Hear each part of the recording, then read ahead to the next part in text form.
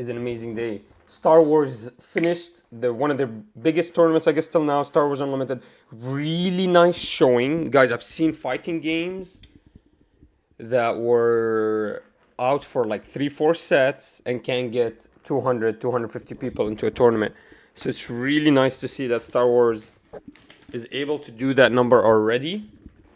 Really liking it. So we're gonna talk about the top 16. But first, I think I want to play some games. We'll see what we do. We'll see. But yeah, we're gonna actually find the finals as well. They were so kind.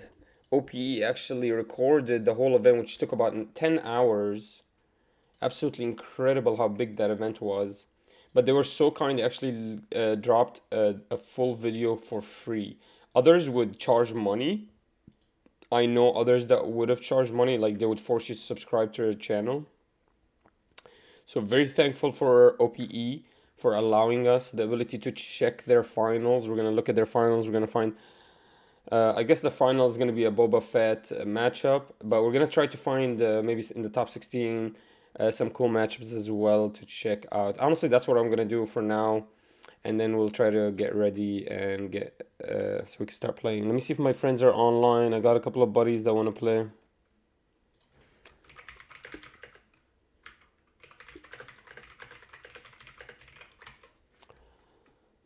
And we're gonna just let me just shoot everybody my link. It's a great experience today, guys. You're gonna learn a lot. You're gonna grow today. Huge value. You're gonna grow in the game. You're gonna figure out what the best decks is. Honestly, if the matchup is all Boba, I'm very happy because I already figured out a deck that defeats Boba. So I'm hoping to God that that's actually true. But it seems like from what we're seeing is that it's true. I mean, there's a big love for Boba. Boba might be the most popular deck in the format. So we might just get ready for that. Get ready for that. Make sure when you build your decks, you're building a deck that beats Boba. And then you side into the other matchups like Vader and Palpatine. I think that's your only way of survival in this meta right now, because Sabine and Boba are going to be two huge decks. Hopefully by next set we get more Sentinels, we get more stabilizations, and it will switch. I've seen that happen with, for example, Lorcana, where it went from a super heavy aggro meta into like more of actual deck building controlling meta, because you know, you just cannot get that much damage that fast, and you lose momentum super quickly because they just don't support that meta that hard. So we'll see how that works. But right now, you have to be building your decks against something that fast, because you are going to deal with a lot of speed, and you need to slow down that speed a lot. So we'll just jump in immediately to the tournament. So how do you guys want to do this? Do we want to watch the full event, or do we want to watch, or sorry, do you want to watch, let's watch the finals first, and then we can find any other games and any other tournaments or any other, yeah, any other games that we would like to watch, right? That should be the thing we do here. So let's just jump right in. I'm very thankful OPE did this. All right, let's look at the matchups here. Maybe we can find some cool matchups. What is this? Can barely see that. The showcases I'm not sure about. To claim, because we see here him drawing into a fifth brother, so he could have swung into So it's a Boba versus Boba, right? Passing until he can safely play that fifth brother and then just claim. I think it's a seventh sister. Oh, it's a seventh sister. Is actually drawing. You can just see the bottom of the artwork. Oh, yes, No, yes, no, that's Darth oh, Vader, right? Dual-bladed lightsaber, the Saboteur, which would be important in this match. And he's going to lose a 4-attack swing that he could be using to trade into the IJD. I have no idea what that is. Coming down there. Here is The Is that event Palpatine? turn. A 7-7 overwhelm coming in from Daniel, and going to be... What is that? Somebody tell me, what is that? I think that is probably the reason. It just provides too much advantage to the opponent in a format as dominated by that specific base and unit combination. Though, of course, I think the card has strong potential. a little cause for concern, but it looks like that there. I think it's there. I think it's the second left card on the left-hand side of the hand, potentially. Yes. We'll see as the game continues to progress. Is that Grand At the Inquisitor? moment, so he's going to swing and declare this is 4, I believe, into the deck. A little cause for concern. 3 events with the Force. What is this?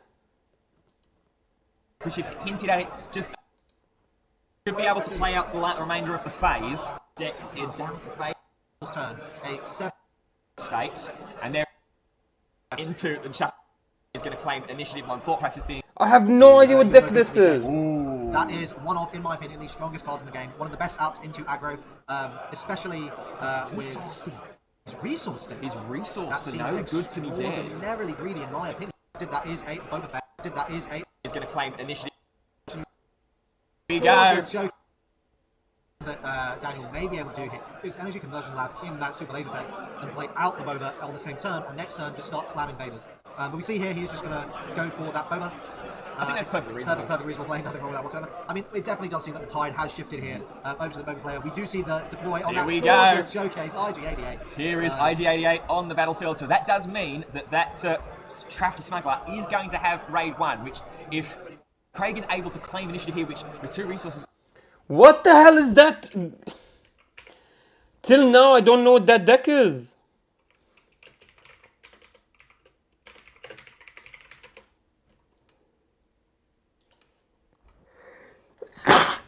Excuse me, guys. Let's see. Create your deck. And I wanted to show me what can that. Oh, IG-88. What? We have to watch that. We have to watch that. Let's watch their final game. We don't want to watch the whole match.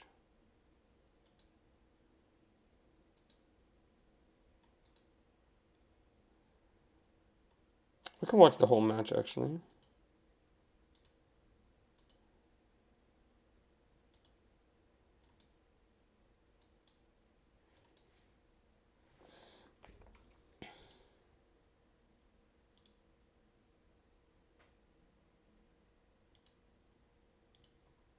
All right, let's watch the whole match, actually. Big bad Boba Fett. Big bad Boba Fett. I think. All right, guys, this is actually a very interesting match with a deck that you've never seen before. I've never seen this deck before, so I'm actually really interested to see how this goes. It's IG-88, the red-black card.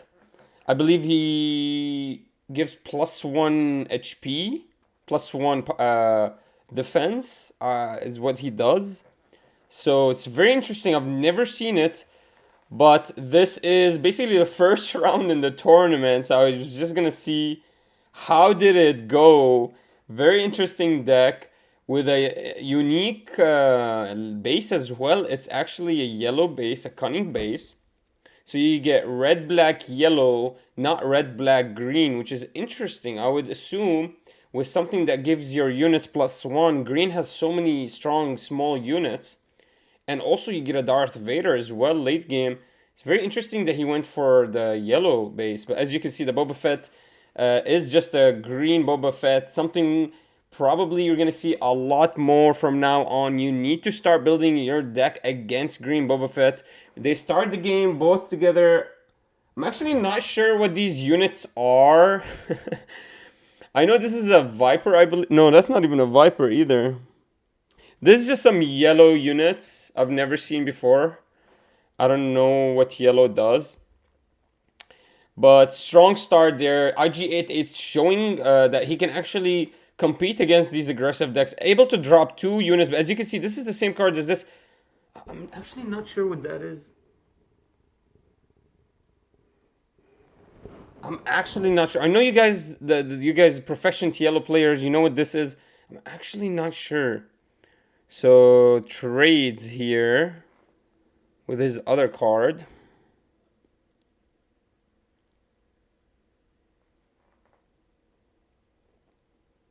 Oh, that's the red card that they do this. I guess it's a 1-2. He goes ahead and plays a fifth brother. Okay, that's a big play here. Boba Fett hasn't used up any resources. He can do a lot here to counter that fifth brother. I see a overwhelming barrage, so he does need a couple of turns. I think a super laser is what he needs here, if he can get that off. There it is. Super laser is perfect. Perfect turn here for the Boba Fett, because he's not taking a lot of damage. There it is. I still don't know what that is. I guess it's a... So... Oh, I know what this red card was. This red card has 0 power and 4 or 2 to 3 HP, I think. And what it does is when it attacks, it raids 3 or 4, I believe. I remember this card. So it gets raid 3, I think, or raid 4. That's what it's strong. So that's why he didn't take any damage. He just killed it because it's at 0 HP. Or 0 power. Looks like the IG-88 was able to do the first bit of damage to the ECL. As you can see, the ECL has much less power and defensive power than the yellow base. So we'll see how this pays off for the IG-88 player. Let's see if Craig is going to be able to pull it off. I can see a little bit of his hand on the top. I think that's a sister. So he has the brother...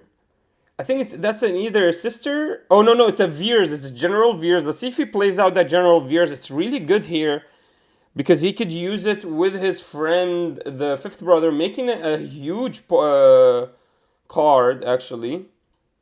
Let's see if it can pay off for him.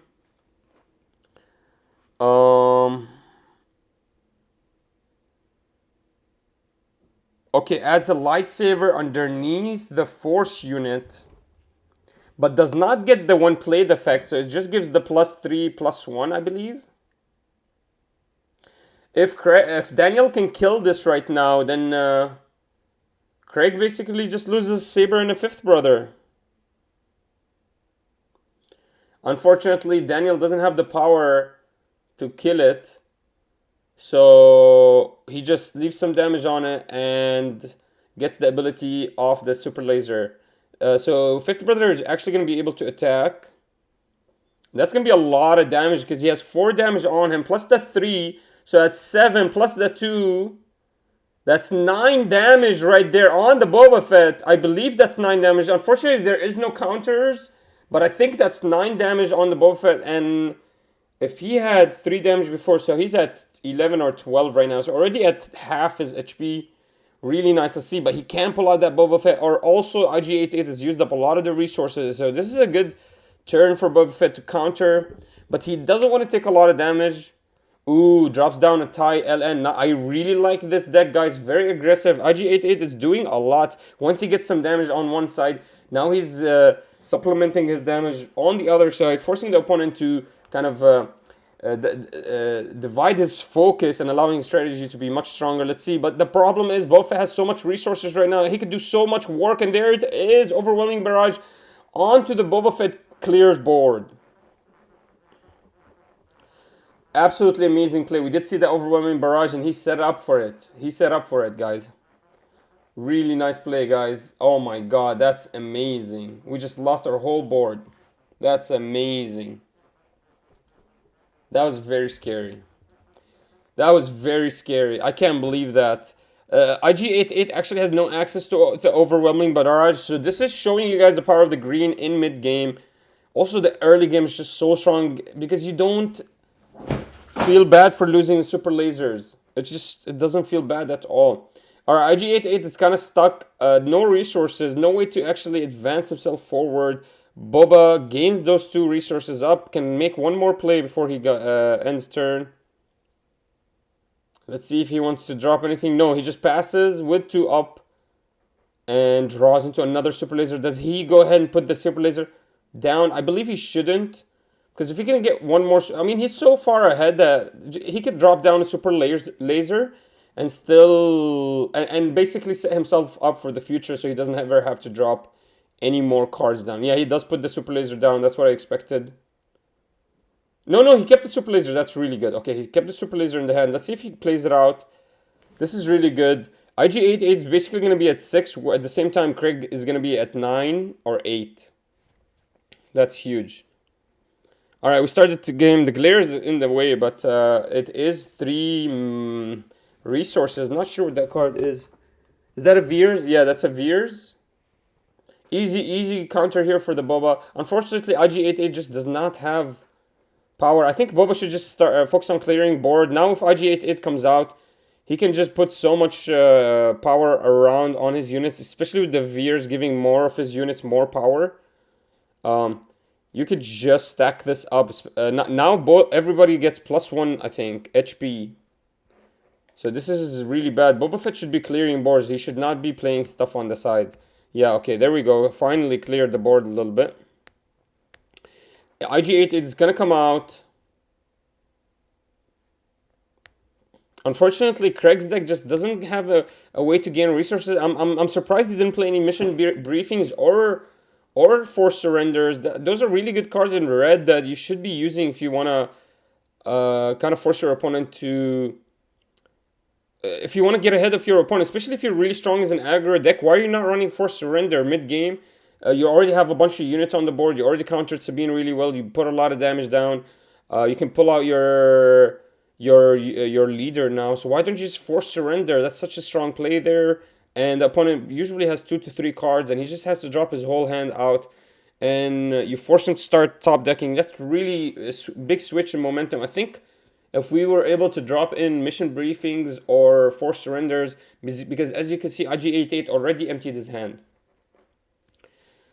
Boba Fett is responding really strong, immediately going for the IG-88 with as much damage as he possibly can. Oh, actually, no, what happened was IG-88 just dropped a unit. Attacked into the Boba Fett, just to leave some damage. Unfortunately, that's showing you that IG-88 is kind of desperate here, because what he wants to do is attack it to the base. He doesn't want to attack it to the units, but he's going to have to attack into the Boba Fett because he's desperate. He has such a small hand. Where's the forced surrenders? Where's your mission briefings? You're so fast. You're so strong. You need those cards to get ahead. Unfortunately, here the tides are going to switch so quickly. Whoa, there's something interesting I noticed also. Daniel did not play down the super laser, so it's still in his hand. I wonder if he already resourced it. See, that's what I'm telling you guys. I think the best super laser, once you're out of 5 or 6 resources, it just becomes really hard for you to play it. So guys, you have to try to draw into them as soon as possible and play them out as soon as possible, or you're never going to be able to take advantage of their utility. I don't know if you have to show your hand. I don't believe you have to.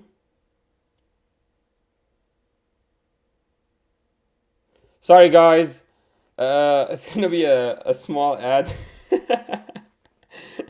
You gotta pay for the video. Thankfully, they did not allow us to pay for this, so we don't have to pay to watch this like other channels would maybe force you to subscribe. So thankfully, we don't have to subscribe, but we have to make them some money with these ads. So bear with me guys, just 30 more seconds. Really exciting game there. IG-88 is doing a lot of work.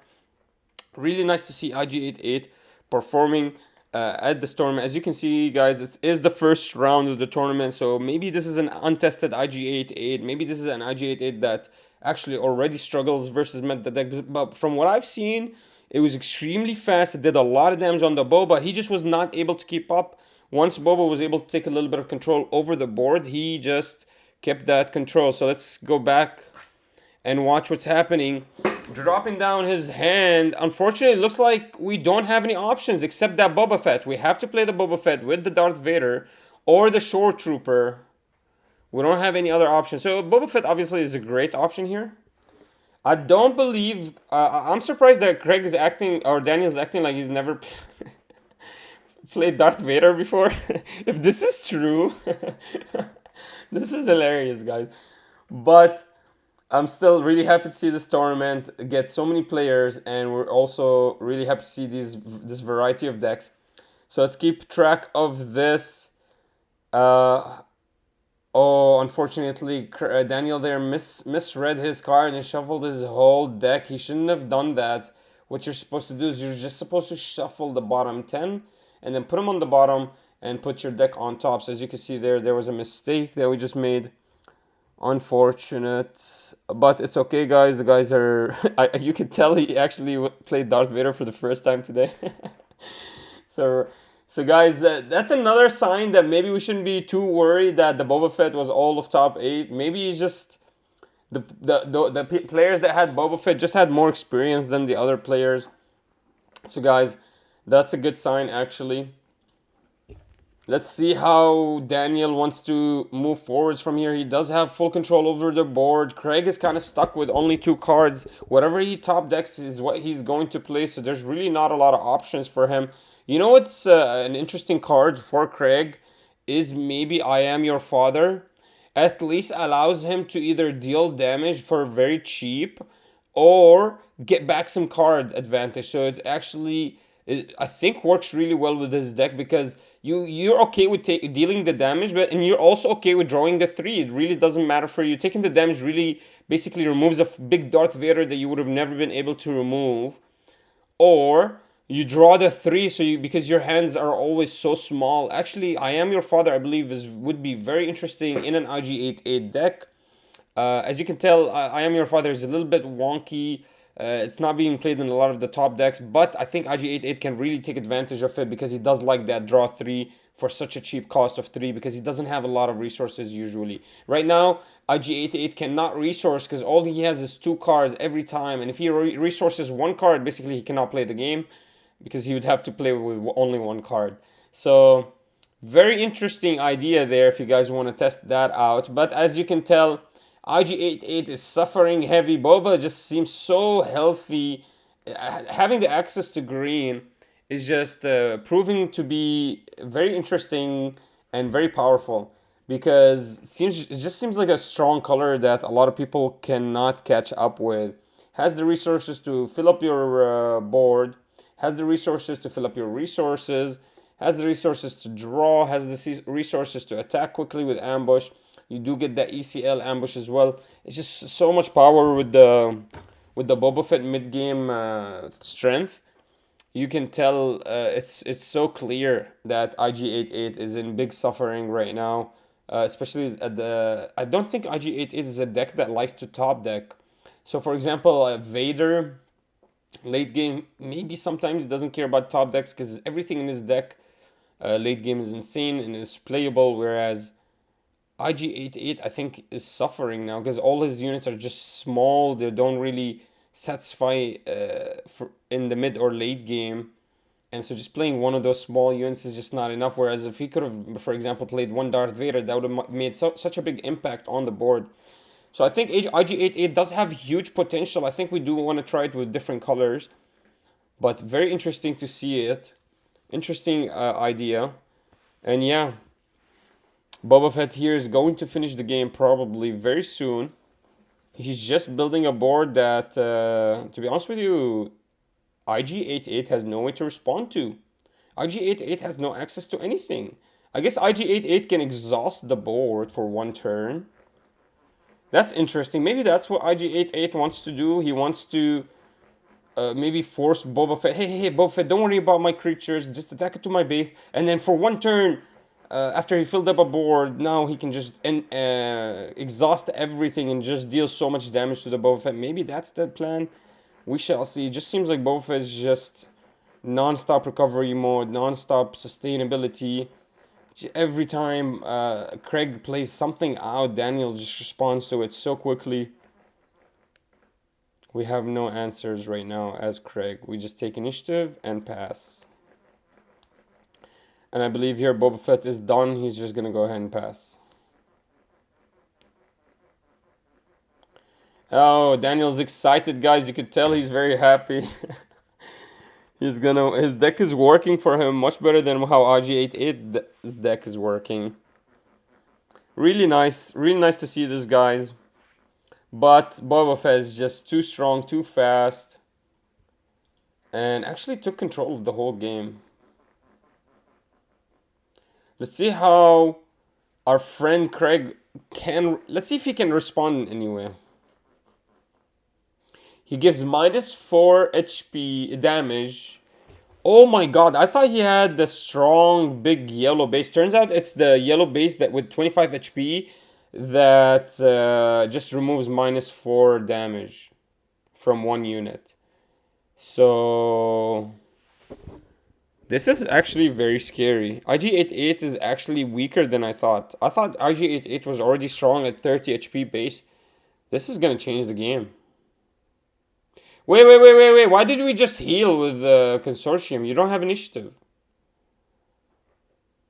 I think we just healed for some reason. We're making mistakes. Where's the judge? I mean, I don't think it's going to change the game on IG-88's side. He just is not able to drop any units down.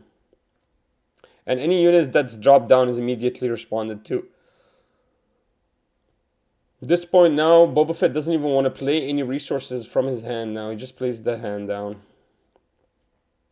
If Boba Fett just plays his hand down, ends game. Oh, there it is. Somebody fixed that. Told him do not heal. Because you do not have the initiative, thank God. So thank God, Judge. He heard me. He heard me from the video. Alright, guys. Let's see how we're going to respond here. It's not going to change anything, guys. It's really not going to change anything. Greg is in big trouble. He is already at 14 damage on a 25 HP base. And he's about to take, what, 8 more damage? This is very scary. Only one more card in hand. I think Craig loses in 2 turns. In 1 turn. In 1 phase, may I say.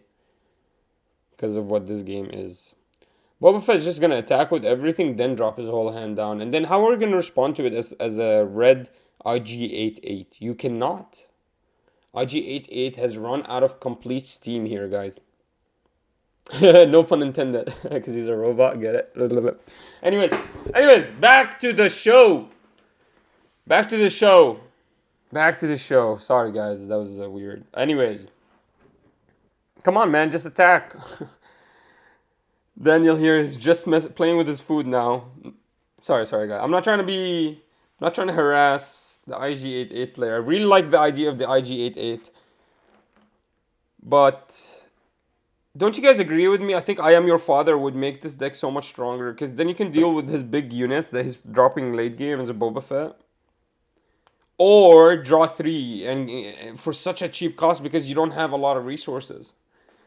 I think actually IG-88, call me daddy, or as the layman's simpletons would say, I am your father. That the card is actually made for IG-88. I actually believe that. Come on, Craig, stop playing with your food. But actually, this is something interesting about Star Wars. Is no matter how the opponent looks like he's about to lose, honestly, they could switch it with 1 card. Like I've seen a really well timed Avenger that changes games.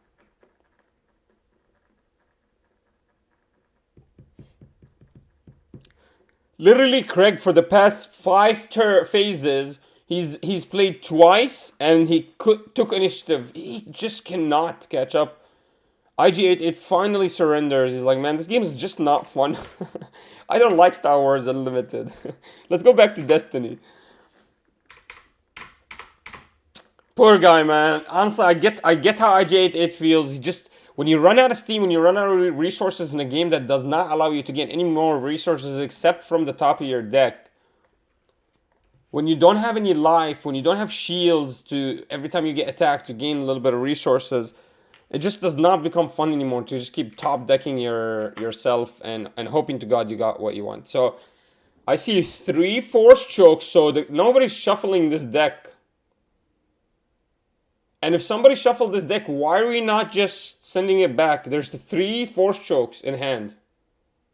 Wait, how many cards did we draw? There's like, I see 7 cards.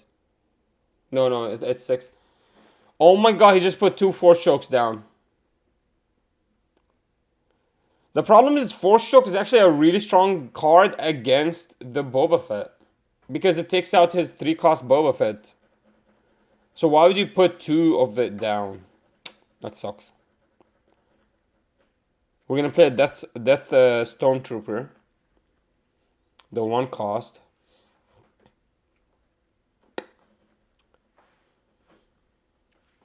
At least, guys, you can notice that Boba Fett's playing everything on ground early. Doesn't really go for space early, so it allows us to kind of figure out, do we want to, are we going to be able to deal with him or not, and it allows you to like slow down in the deck building process. You don't have to drop so many space units. You actually opens up so much space for you to do other things, and have different strategies.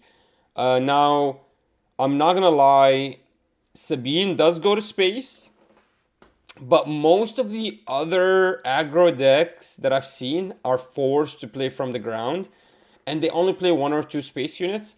And so it's really nice to know that, because now as a control deck, you know you can open up.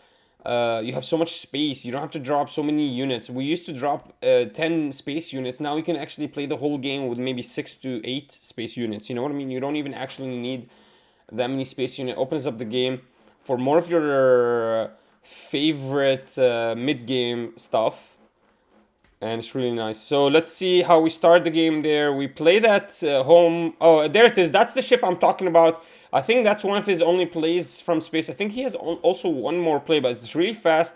Boba Fett already got on space very early, earlier than his IG-88 opponent. Let's see if that pays off for the Boba Fett. Also, he was able to exhaust that Death Stormtrooper. Doesn't take any damage from it. Really smart idea there. But he does take damage from the Cunning. He doesn't take damage. Oh no, he does take damage. Cunning could have removed the shield, but instead he actually just went for the base. I think that's 4 damage. It's a smart idea. And then Death Stormtrooper is exploded out. Smart. That's what you need to do. Boba Fett, if he is able to play something out, this is big. This is big. All right, we just play. Somebody tell me what that unit is. I still don't know what it is. It's a Geeko, the Greeko. The one cost 3-1. That's what it is. The one cost 3-1 when defeated. Okay, now I know what that is. That's why he always swipes only 1 card. Okay, that's really strong. That's really strong. He has his perfect board. The thing about IG-88 is literally he's playing his perfect board every single game. Every single game he's getting the board that he likes to get out early. But for some reason, he's just running out of resources from his hand. I'm surprised that he never actually put any forced surrenders, any Call Me Daddies, any even mission briefings. Mission briefings are so smart in his deck. You get 2 cards for 3 costs. So smart.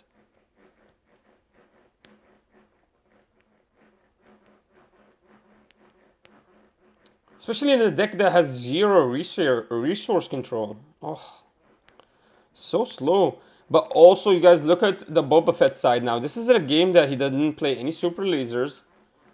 Is he going to be able to drop that super laser, or is that too late? I think he can ECL the super laser, so it's not super late. I think he ECLs it. No, he doesn't ECL it. This is a big mistake, I believe. He could have taken out the Greeko. Now Greeko is going to deal 3 damage to the base, and he didn't have to take that damage. There's no other real huge priority that I can see here. And also you would have gotten an extra resource. That means if Boba Fett activates, you get 3 cards now to play with. You could have played another card. This is a very big mistake from the Boba Fett player, guys, not to ECL his unit. He could have dropped down a Star Viper. He could have played it in a way to drop down the Star Viper, guys. Think about it. He ECLs into the Greeko. He removes the Greeko with 1 HP. He removes the worry of taking that 3 damage. And then also gets that 1 resource. And then he can activate his Boba Fett to gain another resource. And then he can play down the Consortium Star Viper, have full control over space. And now Boba Fett comes out in 1 turn because Super Laser is already in his mana. And so he's so happy. He's going to gain back control over ground, and he has full control over space. And Star Viper is healing him. And I don't think IG-88 can come back from that. I have not seen IG-88's willingness or even ability to control space in any way. Besides maybe one interceptor or 1 shielded 2-cost space unit. You know what I'm talking about, guys? The yellow space unit. I forget what it's called. So this is very interesting. We're playing that raid 1 cost down. So let's see. Star Viper is going to go ahead and trade. Or sorry, not Star Viper. The Super Laser. Okay, Boba Fett is active. So unfortunately, we don't have control over space as much as we wanted, though. And Greeko is still alive. Are you telling me now we just allowed Greeko to do 6 damage to us? Why? Why? Why did we let Grieco do 6 damage to him? And why was the unit on the side more value than Grieco? Why didn't we take the Grieco out? He's 3-1 with the super laser. Daniel's not making the what do I want to say? The common sense decisions. It's very interesting to see these guys play. It feels like they're playing for the first time. I'm not trying to call anything bad out here, but it really does feel like this is one of their first games with these decks. But let's see how this works out here. Already Boba Fett is out. Grieco, okay, there it is. Not Force Choke is amazing. This is the card he needs to deal with Boba Fett for. Unfortunately, he does get that draw, but it's nice to leave that damage. Now Grieco can just remove Boba Fett from board, or if Boba Fett thinks about trading. Oh, actually, Boba Fett is a really genius idea here. He could attack into that unit on the side, this unit right here that has 0 power. It's raid 4, I think. Oh, okay, just play Boba Fett. I don't even understand this idea. Why would we play Boba Fett there, guys? Like, we had time to play Boba Fett, right? Like, why would we take Grieco's attack? Oh my god. Plus, we could not, like, okay, think about it with me, guys. Boba Fett, if he attacks into this, if Grieco attacked into, okay, obviously we both made mistakes. Daniel made a mistake by not attacking, instead dropping Fett, because now he's not even attacking with Fett. He had time to drop the Fett, guys. He didn't have to drop it right there. He should have attacked with Boba Fett into the 0 power guy, and then the Grieco should have traded with this, and that would have been insane value for the Boba Fett because he got rid of 2 boards. And then he can go for the Fett later. He doesn't need to drop the Fett. Ugh. I'm surprised Grieco did not just take out the Boba Fett to keep his other unit alive. This is very weird. But now Grieco has added what now? 12 damage onto this ECL? It's a crazy number. It's absolutely an insane number, guys. I'm scared for the Boba Fett. I actually think Boba Fett might lose this game. IG-88 has not come out yet, guys. There it is. IG-88 is out. Unfortunately, I don't think he's that strong, except if he gives every single one of his units +1, +0, +1. That's huge.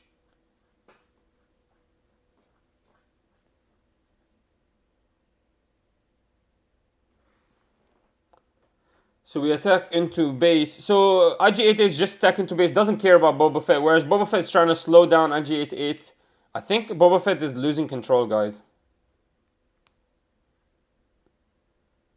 He doesn't even know what to do.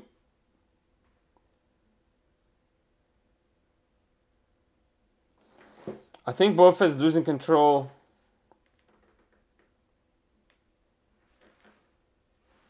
It seems like Boba Fett is losing control. Okay, amazing draw there. He drew into the Darth Vader. That's going to give him everything he needs. Oh my god. Imagine he didn't draw into the Darth Vader. He would have literally been stuck, guys. I'm not joking.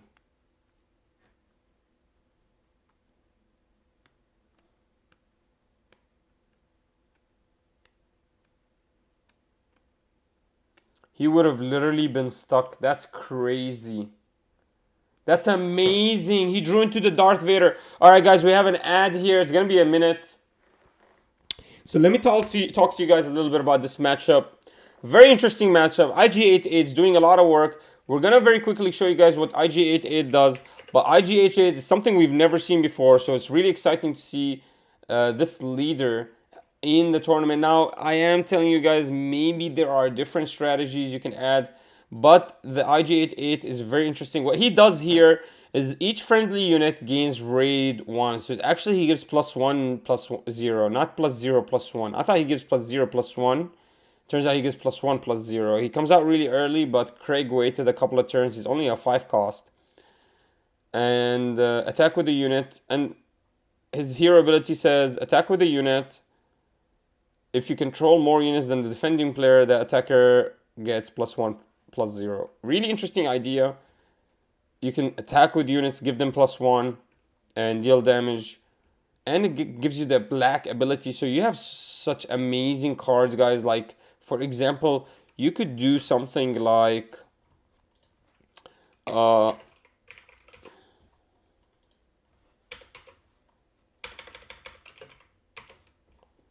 What is this?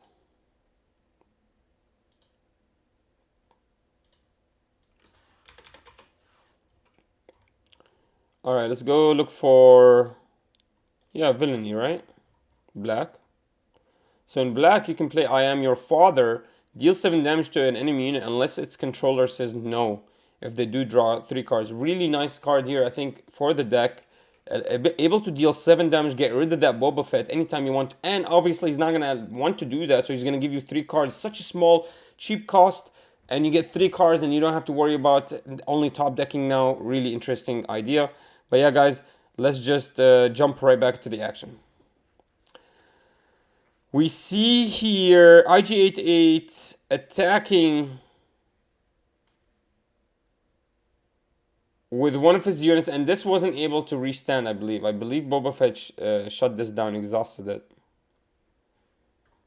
Immediately, IG-88 attacks. Darth Vader is the first thing that drops. Now, the thing is, I think Daniel is actually really hurt right now. Okay, Daniel is making this really wrong. Darth Vader does not show his hand, the top deck, to anybody. And now hopefully he doesn't make a mistake with the reshuffling. Because last time he reshuffled his whole deck. This is what I'm telling you guys. I'm not really sure these guys actually played this game before. Anyways.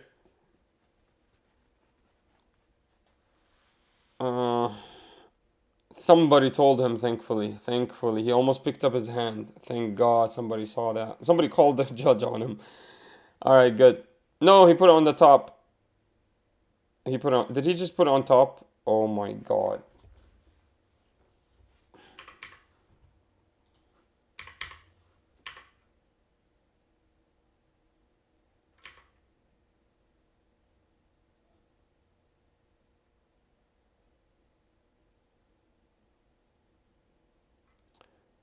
Oh my God, he actually is going to put it on top. No, he put it on bottom. Sorry. I thought he put it on top. Okay. Anyways, back to the game. Darth Vader ambush huge.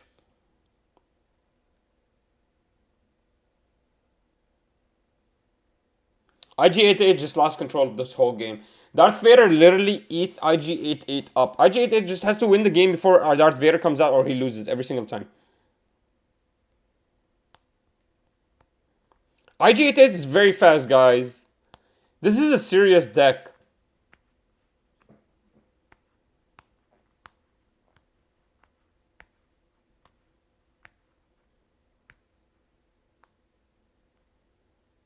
Daniel is seeing the light at the end of the tunnel, so to speak. It seems like he's running out of hope. Let's see if he can actually deal enough damage. That's actually a lot of damage. Oh, Daniel is stuck here. Oh no, I don't think Daniel can take all that damage out. I think Daniel loses in one turn.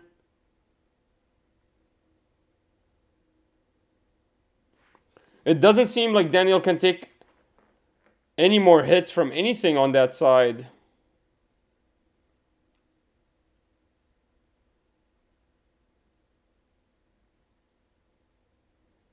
Okay, we deal 3 more damage, so that's 5.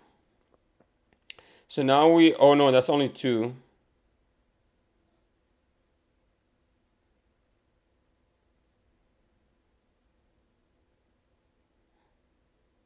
He can't do anything, he just takes the initiative.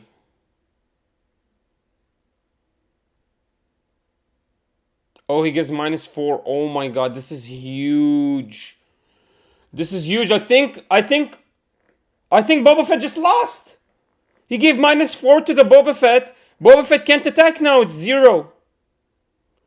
This is why you don't want to wait 2 hours to attack. This is why you don't attack with your ship before you attack with the Boba Fett. What is this, man? Daniel made every single mistake he could make in that turn. That -4 was huge. I can't believe it. I think Daniel loses here. I don't know why they didn't leave a counter of HP. We don't even know what their HPs are. Yeah, there it is. Craig just passed his turn.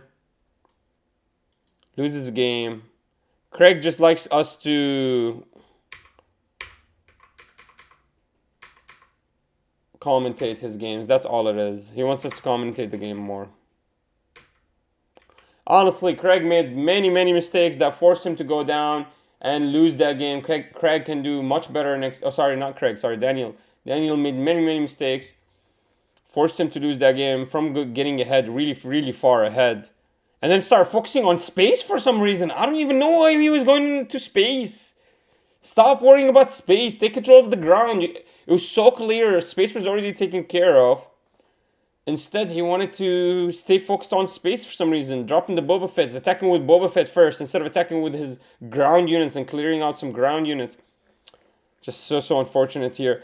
Another perfect start for IG-88. Every single game made this start. Starting with those two units, 1-1, Greedo and the other unit that has Raid 4, but 0 power. Okay, already this is signaling, if I was Boba Fett, this is signaling to me I'm ECLing into Greedo my Super Laser, if I have Super Laser.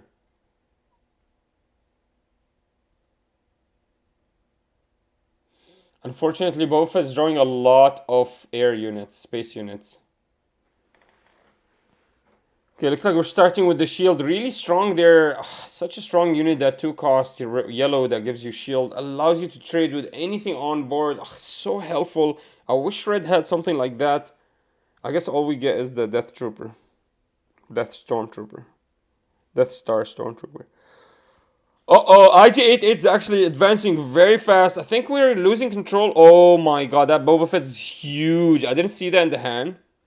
I thought we were going to be forced to go into space, but that Boba Fett is huge. That's exactly what we needed. IG-88 gives 4 damage. That's actually a wrong big mistake. Usually he goes for the ECL there. I guess he recognized I need to slow down this dude. I don't want him to just eat my board. Alright. Daniel takes initiative and we pass. So Boba Fett is going to be acting first here. We could still ECL into a lot of things here. Let's see if Daniel is going to take advantage of ECL. For the last 2 games, he has not taken advantage of ECL once.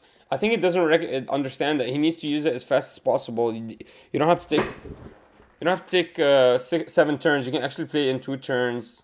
Still gain insane value from it. I think he's just too scared to use it. I don't think he's ever used it this game.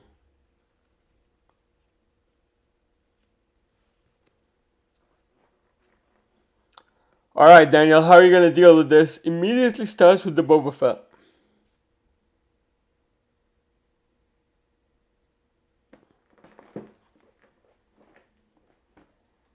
I don't even know what just happened there. I have no idea what happened. I don't know why they took their units out. I'm pretty sure there was a misplay there. Oh, unless he attacked, actually. Then unless he attacked, then his play was to just draw. I don't know.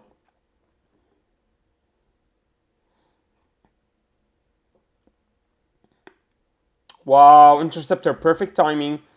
That's what you get for trying to take advantage and get a hold of space early against Red. You cannot try to control space early with a Star Viper. You have to control space early with a Sentinel. You have to control space early with anything else, but you can't start with a Star Viper there. You lose it immediately against Red. You cannot deal with Red. Their space control is insane. Red has such strong space control. Small space units can take out big space units. Like, the Interceptor is insane. It does 3 damage and you can ECL it.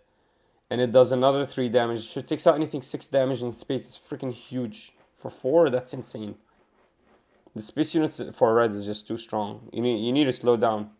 Did you watch Vancouver Regional Day 1? We're gonna do that tomorrow. We're gonna do that tomorrow for the Pokemon thing. Today we're doing Star Wars. Unfortunately, man, I wish I just didn't have the time. Alright, Steadfast Battalion gets ECL'd. Yes, Steadfast Battalion gets ECL. I guess that's his best play there, to ECL a Steadfast Battalion at 7 HP. Make it a 7-7. That's Vic's favorite play there. Make it a 7-7 and attack because you have a leader. It's huge. Death Stormtrooper is on board. Boba Fett's gonna gain resources, but I don't think he's gonna be able to play. Might as well just take initiative, by brother. Oh, he can actually play himself. I forgot he's a 5 cost. I thought he was a 6. He only pulled him out at 6, so I actually forgot that he was 5. Alright, we take 3 damage from the Interceptor.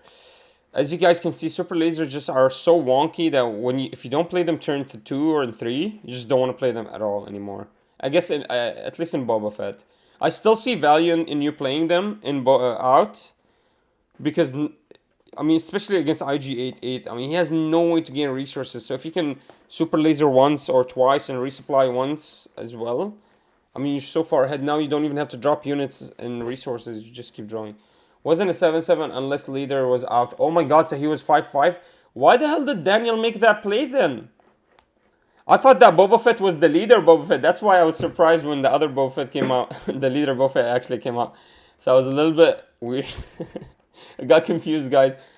But yeah, that's true. There was no leader, so that was just a 5-5. What a weak attack.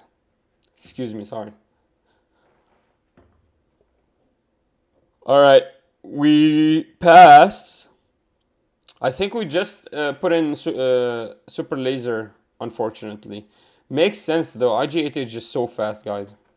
I think IG-88 has a Saber Laser underneath him that gives him +3/+1. Nice start there, getting him sideways. That's really important, guys.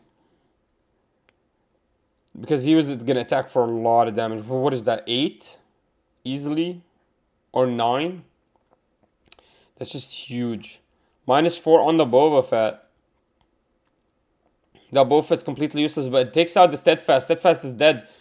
Imagine trading a Steadfast into a Darth Vader instead of just attacking into... I guess you still deal the damage. You still deal 4 damage to the base. Does he remember to call out the 4 damage? Let me check. Yeah, he does, right? Yeah. There it is. Interceptor is attacking for 4. Oh, sorry, 3. Boba Fett attacks for 0. No, you just gave him -4. Thank God they remembered. Thank God. Thank God they remembered. Daniel takes that playback. He shouldn't have taken that playback. Okay, his opponent allows it. Okay, fair. He should have just taken that as a mistake. The judge should have called that as a mistake. And forced him not to take that playback. Unfortunately, he takes the playback. Oh my god, IG-88 is going to win the game because of all of Daniel's misplays. It's crazy. I can't believe this. No, they go to time.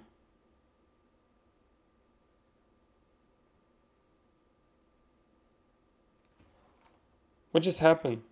Going makes sense. I think, that Boba does trade in asking... there's a shot, there's a hand. Then, trading smugglers. How many cards left? I think it's just the one in hand for Daniel. I think it's nothing for Craig. I do think we're seeing a little bit of a judge call happening over there, just to ask what's going on. Yeah, I think, a little discussion going on at the table. I suspect they're asking...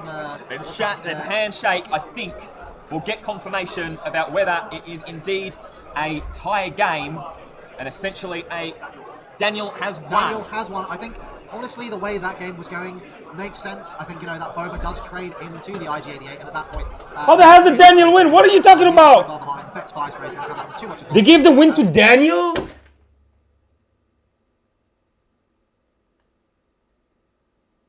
What?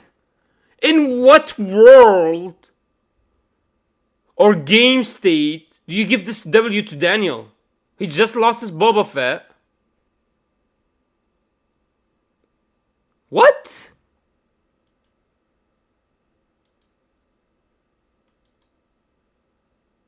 For the Stormtrooper potentially? I No. think they are just going to be entering a rush down game here to see who can just deal the most damage the fastest. This IG-88 is now at 8-7. Oh, I get it. I get what happened. What happened was they got into a time, and then they called time on them. So they start rushing whoever can deal more damage. Oh, I get it. Okay.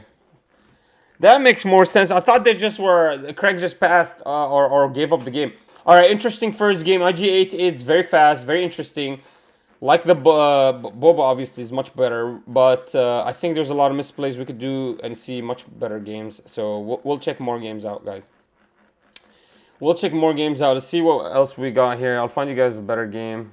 Sorry to insult your intelligence, my fellow Star Warsers. Let's look at the final rounds.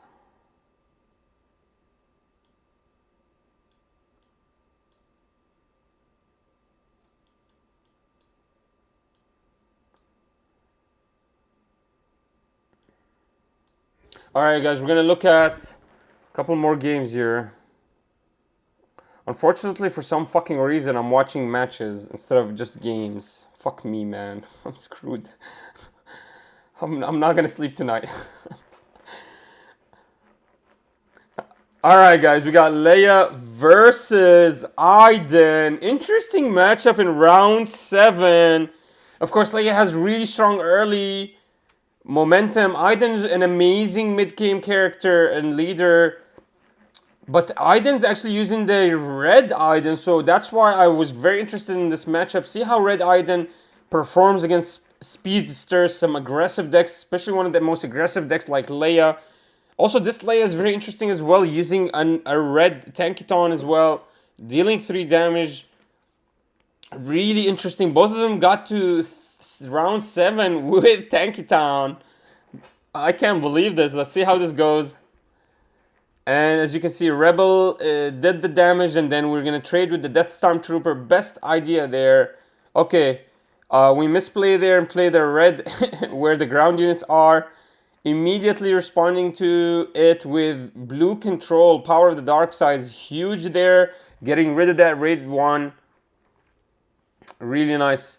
Iden heals the 1 damage that he took. Now he's, I think, 2 HP. And we pass. Really nice here to see these guys playing really high level really quickly. Iden feels really strong here. He's got the cell blocks. I think as long as he can get a hold of space, he's gonna be fine. Are there any space unit leaders yet? No, I have never seen that before. I've actually, very interesting idea. I'm not sure actually if they'll ever do that. Maybe they'll allow a ground leader to attack into space, but to actually act like a space unit, I don't think so. I think you just lose too much momentum because you don't you lose to like aggressive ground leaders if that happens. Anyways, cell block is down, is the right thing to do, but then we're also spending a lot of resources to get rid of what? Did we get rid of anything else? No, we just healed. Alright, so Leia's actually a little bit slow there, forced to play such a big card.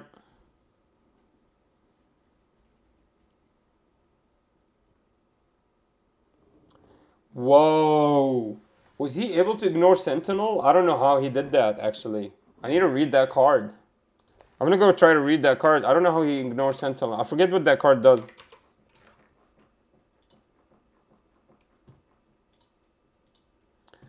And we got a Death Trooper down, dealing 2 damage. That's really what we need here.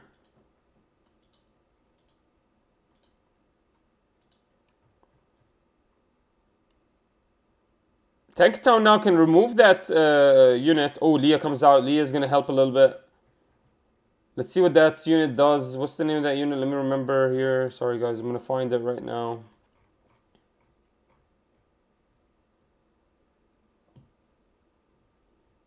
They are the Fighters for Freedom, and they're saboteurs. And when you play a red card, you may deal 1 damage to a base. Ignore Sentinels and defeat the defenders. Yeah, so he ignores Sentinels. He's a saboteur. Okay, now we played also... What is that? What is that? Oh, Zeb Aurelius. So what he just played is Zeb. If the defender was defeated, you may deal 4 damage to a ground unit. Really nice unit there. 5/5. Interesting. Never seen it before, actually. How is he able to play it for only 3? Oh, no, he did play it for 5. That was literally his play for the turn. So Fighters for Freedom set him up to be able to play the Zeb. The Zeb is huge here, guys. Because Zeb now If he attacks into anything, he KOs it and KOs the thing next to it. It's huge.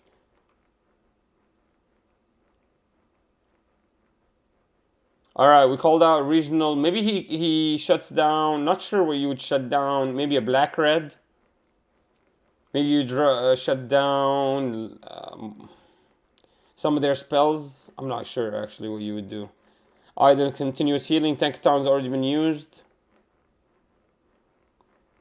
Leia's gonna attack, or what is Leia gonna do? Let's see what Rhea wants to do.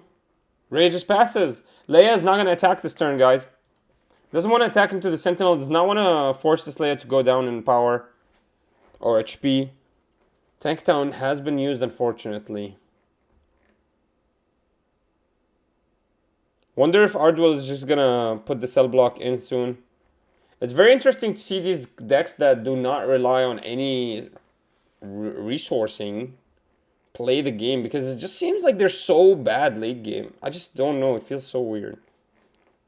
Because in the end, no matter what, you're going to have to resource and then you're going to have to play a card. So you're always like really down on resources from your hand and from the board. Alright, that Rebel did insane work. The Rebel Ozolo attacks, kills the Sentinel, also kills the Regional, allowing Leia to actually play the game. Iden is going to be coming out this turn too, I believe. So it's going to be a big turn. Okay, taking out the Ozolo with another Death Star Trooper. Now we got a board of Death Stone Troopers. What is Leia going to do here? I wish Leia had like a way to deal 2 damage to 2 units.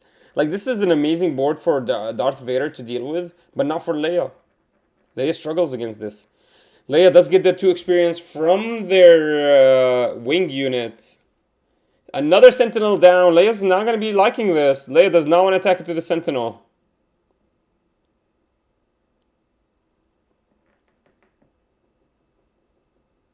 Play Sabine. Sabine doesn't make a difference here for us. Although we cannot attack into Sabine. It just doesn't change the game that much. Iden is coming out here, guys. We took initiative. Iden comes out. Now, the second... No. Wait. Iden come out. George, once he takes control of this board... He can actually take control of... Oh, we can actually attack Sabine. Okay, good. I didn't know we can attack Sabine. Now he can actually take control of space. This is really good. 3 cards in Leia's hand, because he's going to have to resource 1 card, guys. So this is really big. Leia's losing resources, guys. Leia only has two plays this turn. And the plays are going to be very tiny plays. They're not going to be mid-game plays. They're not going to be something big. Unless you can drop down Darth Vader right now. Let's see. Darth Vader is exactly what she needs. She needs to take control of this ground somehow. She has no way except Overwhelming Barrage or Darth Vader. I think the Overwhelming Barrage is about to come, guys. I think this is overwhelming. OB. OB Kenobi. No. No, Tankaton is shooting. Oh my god, no. Tankaton should have shot the Sentinel, actually. I don't know what's happening here. Why didn't Tankaton shoot the Sentinel? Tankaton should have just shoot the Sentinel. I don't even know what the hell's happening. Okay, Leia's losing control over board very, very fast.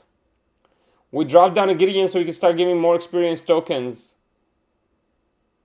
So now... Overwhelming Barrage does not even do what we wanted to do anymore. Oh my god.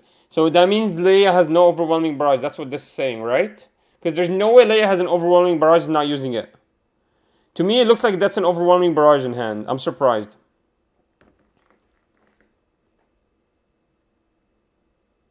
Maybe I'm wrong. Maybe that's not overwhelming. Yeah, maybe that's something else. Maybe that's power-ups or something. Ready up, power up. Alright, what are we gonna do here? Iden has so much work to do. Hey, why didn't we give +1? Gideon's forgetting to give +1. Oh my god, Gideon's forgetting to give +1s. Finally he remembered. Wait a minute, he forgot? What just happened, man? Why didn't Gideon give +1s?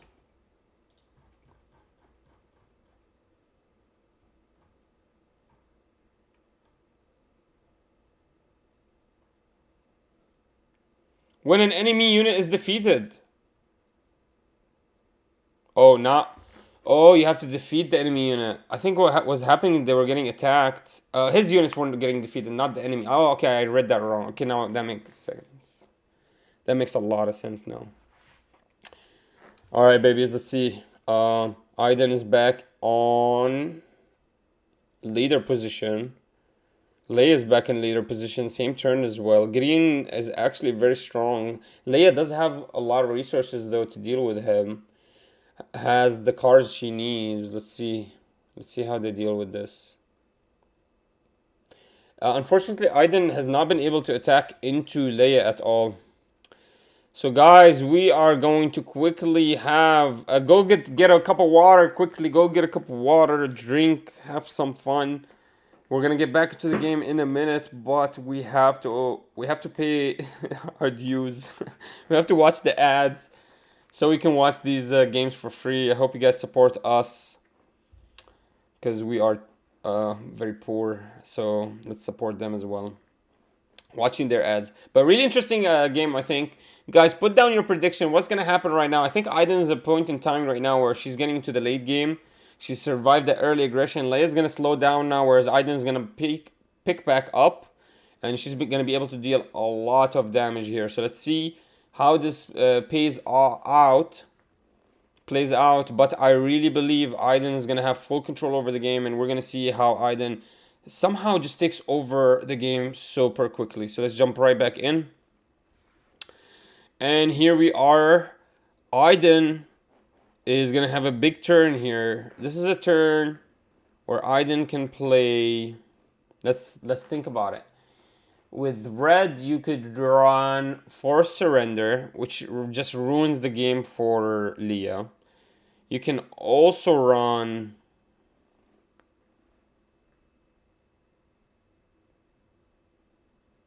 not a lot, actually. I think mid-game blue is not as good as mid-game green, because mid-game green you can actually run a Darth Vader out, which is insane here. It would have taken so much control over the game, but right now we cannot do that. So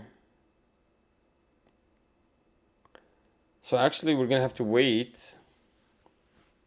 Thankfully somebody called that out, that weird thing. We still can't see what the life is, but I think that's 11. But yeah, let's keep going, guys. Aiden's, let's see. I'm actually not sure what Aiden's cards are. Let me keep an eye on his hand. Let's see here. He has an open fire. Is that an open fire? He has 2 power to the dark side. Okay.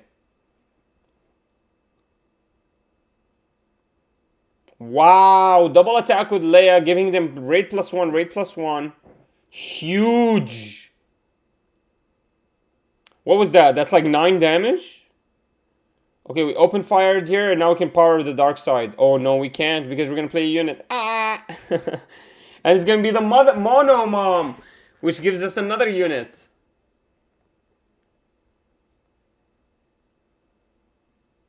Nice. Nice, we get the KS-20. Huge play here for Leia, picking back up some of that, some of those resources, and getting a board down, because now that Uzol was gonna get just destroyed, guys, with that power of the dark side. Now it just doesn't work.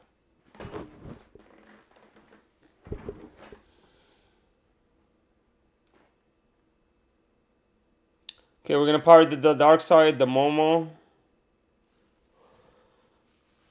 And Gideon gets 1 more +1. Oh my god, Gideon is huge! Aiden is healing. And we take initiative and we pass. Let's see what Leia's got here. Oh, another Gideon.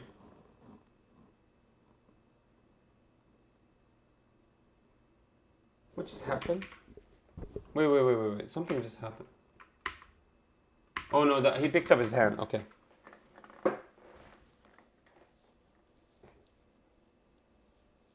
Alright, we got Power to the Dark Side. We got the Stormtrooper. We got another Gideon. Stormtrooper is insane here. No, actually, yeah, he is actually. He's Imperial. That Gideon is Imperial, right? This is huge.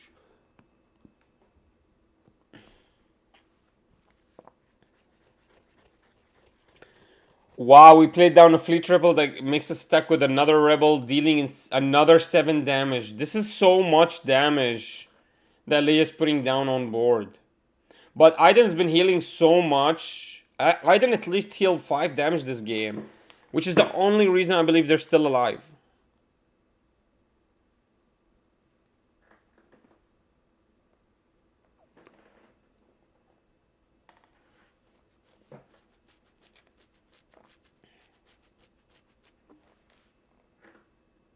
Gideon has to attack. Takes the 5, but then gives himself another +1. I mean, Gideon's at 8. If you do 2 damage to Gideon, he dies. You just do 2 damage to Gideon, he dies. KS20 is down on board. Leia next turn can attack with those 2 rebels. This is big. Yeah, Ardwell cannot keep anything on board here. He cannot let anything stay on board. He has to keep getting rid of it, because Leia can anytime activate herself and get 2 attacks in with 2+ damage. It's just so big. And Gideon keeps getting the +1s. It's so huge. Oh my god. Bro, the nice thing about Gideon is if he's sitting in the back and you have a nice board or you have a bunch of sentinels, oh my god, he gets so big so quickly. This is crazy. Looks like we're not gonna resource.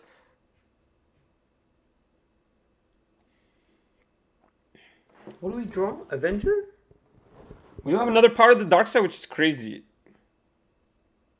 Or is that a takedown? That looks like a takedown. And we have a force choke. Oh my god. The removal that Aiden's running is insane. Have you seen anyone playing Palpatine? No. But we do know Palpatine's in top 16, so we're looking for him.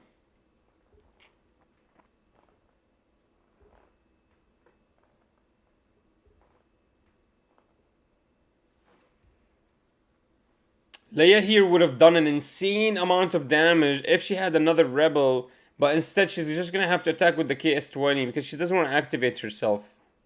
Right? Because she could have just attacked with 2 rebels. Another power of the dark side. How many power of the dark sides did we use? Goddamn. Was that 4? Gideon gets another experience token. Oh my god. So right now Gideon is 1, 2, 3, 4, 5, 6, 7, 8. Plus the 5. He's at 13 damage and defense. So you still need to do 5 damage. Oh my god. Forced. Oh, nice. He gets rid of the Saboteur that was just played, but you do get to draw a card.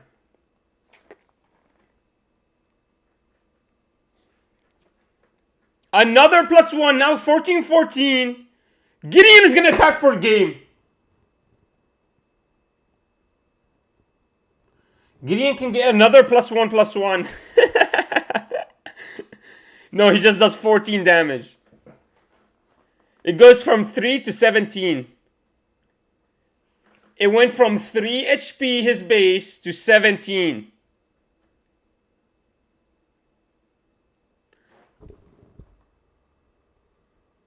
Oh, nice. We're gonna act like we can't do math, huh?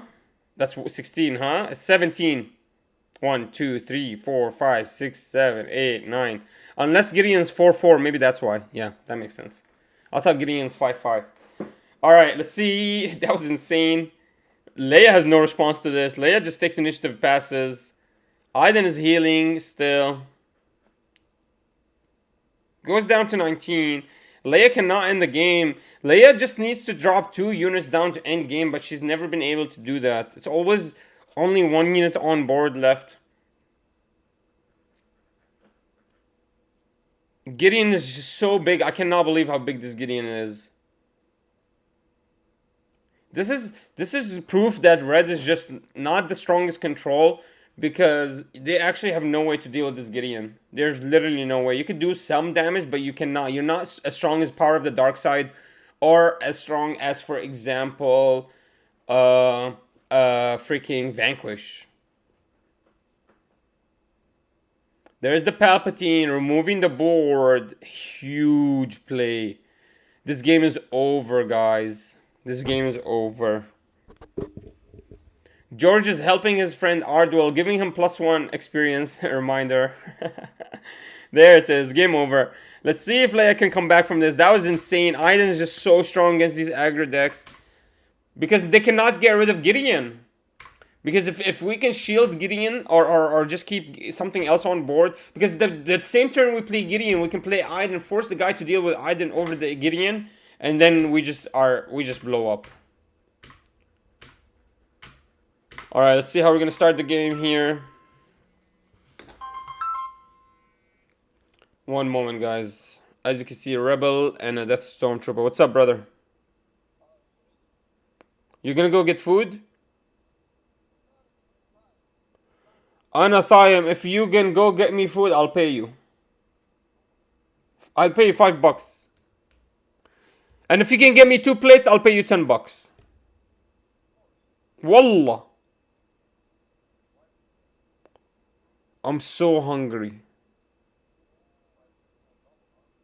والله راح اموت ماك فهمان انت والله جوعان. والله if you do that والله I'll give you 10.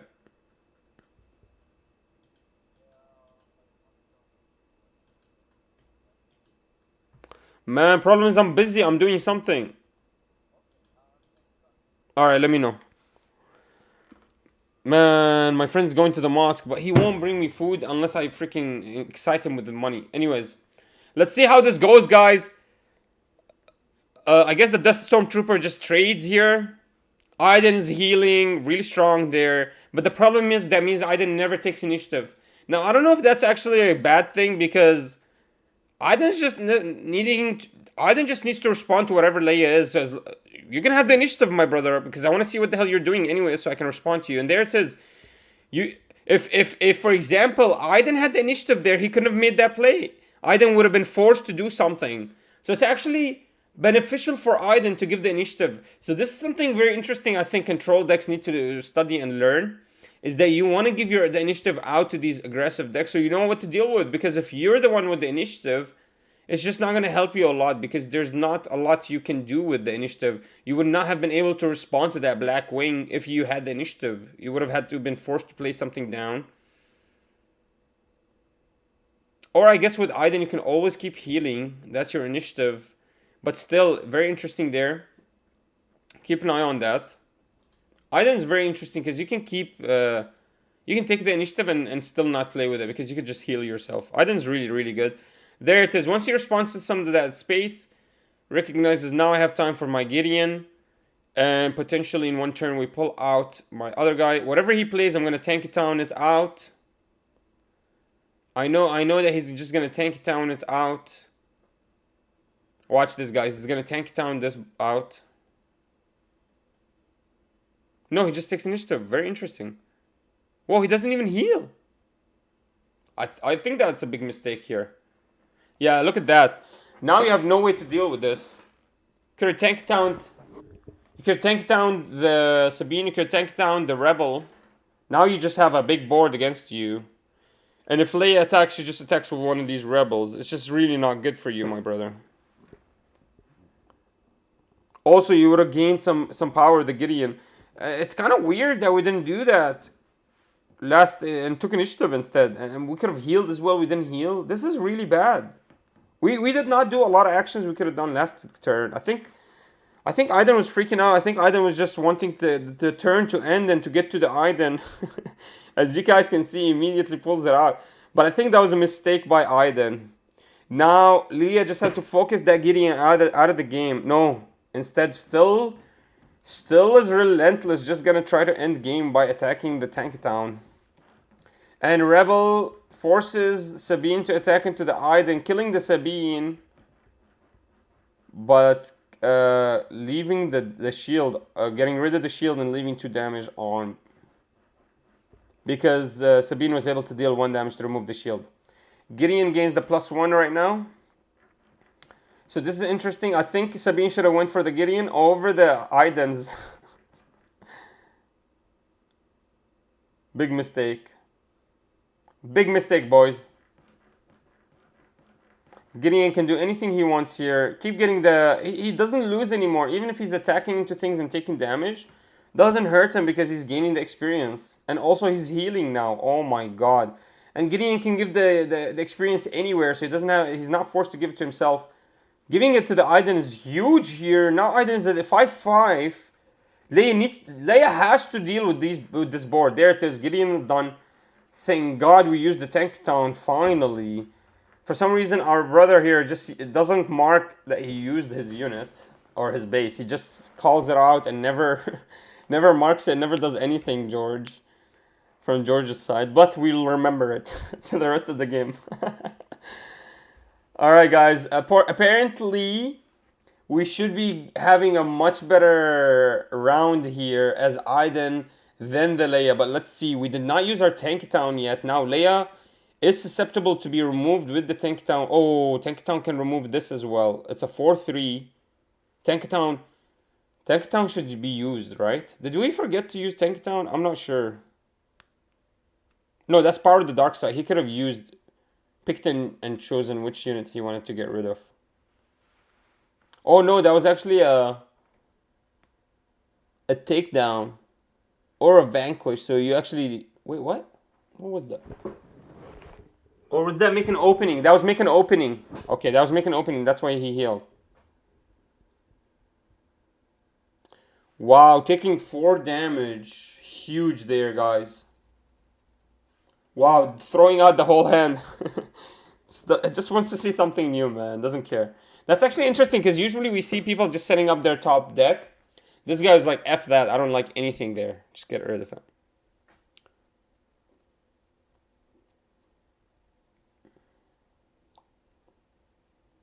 Did Aiden not attack? I don't think Aiden attacked last turn. First, oh, that's why I didn't attack, because he wanted to use the ability first thing. He wanted to use part of the dark side first thing. Okay, the mother here can look at the top, pick up something.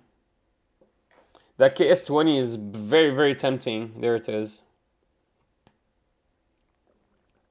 KS-20 is going to be played down? Is that what the card does? Holy shit. Oh, no, no. I was like, what? You play the KS-20? I didn't know that. Thank God. There, yeah, okay, now you play the KS-20. Still a strong card. It allows him, you know, doesn't waste up too much resources. Finally use Tank Town on the mother? Are you kidding me? Is the mother on attack or only on play?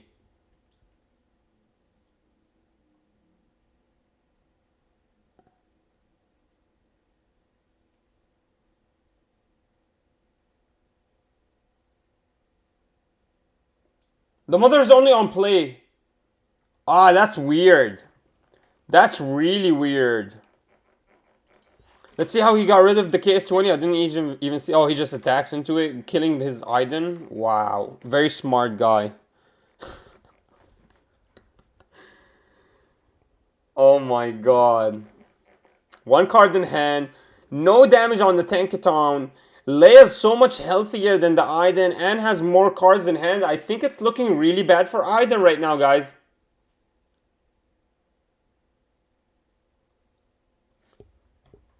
How are we going to respond to this as Aiden?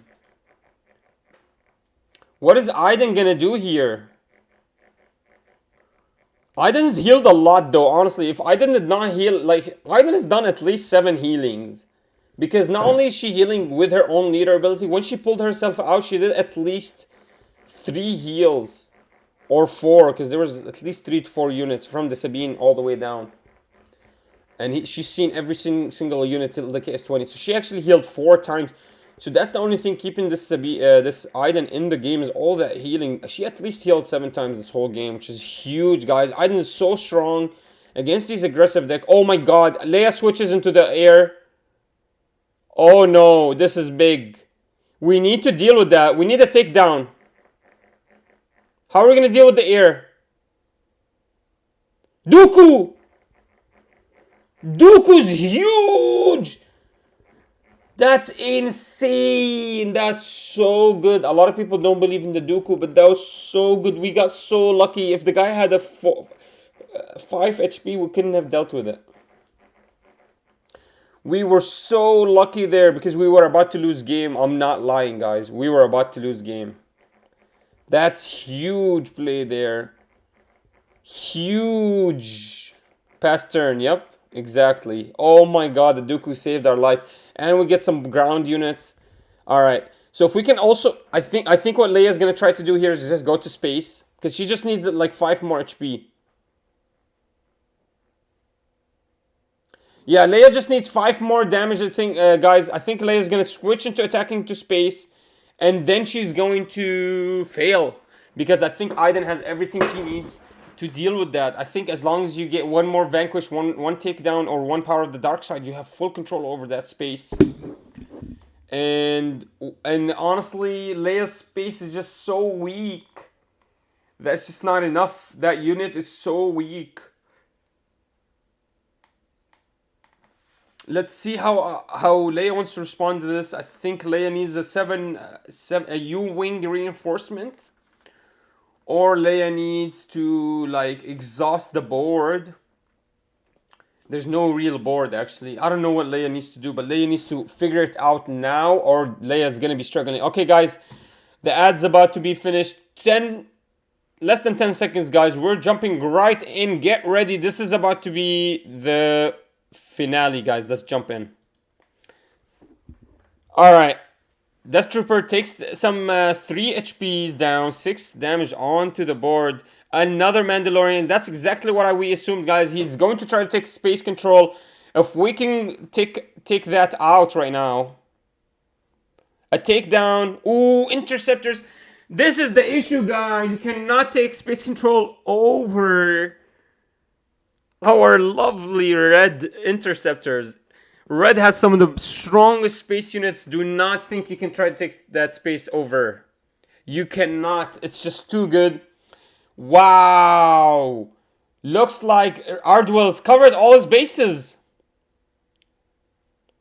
And the healing is keeping him alive. Now now he can attack into that unit. Clear it out. Big trade there. We lose the Dooku. But... we have an amazing board. We have good board control. We're going to survive. I think we're going to make it. With all these Sentinels, I think we could also still drop one more Sentinel in space. Blue-red space control is so big, guys. Don't even try to mess with it. It has full authority over you. All these interceptors and all these Sentinels are so strong. Alright, there it is. What is that? What is that play? Let me see. I'm going to go read into it. I'll figure out what he just played. I think it's Force Lightning. Choose a unit, loses all abilities. Then you control a force, pay any number of resources and deal to them to the chosen unit. So I'm not sure what he did.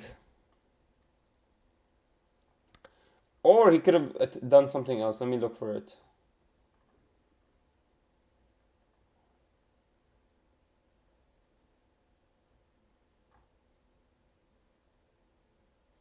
No, I think that's all he did. So he removed Sentinel. Basically what he did was he removed Sentinel, but he didn't have a force unit to kill the unit. So he just removed the power of Sentinel here. Because he's trying to end game. Really smart actually play. Actually really smart play here. Interceptor has to deal with the raid immediately. Wait. Raid dies. How is raid +1? What is he doing?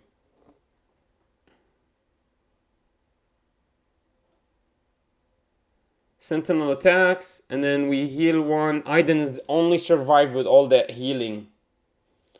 Iden would have never survived without that healing. That's crazy, guys.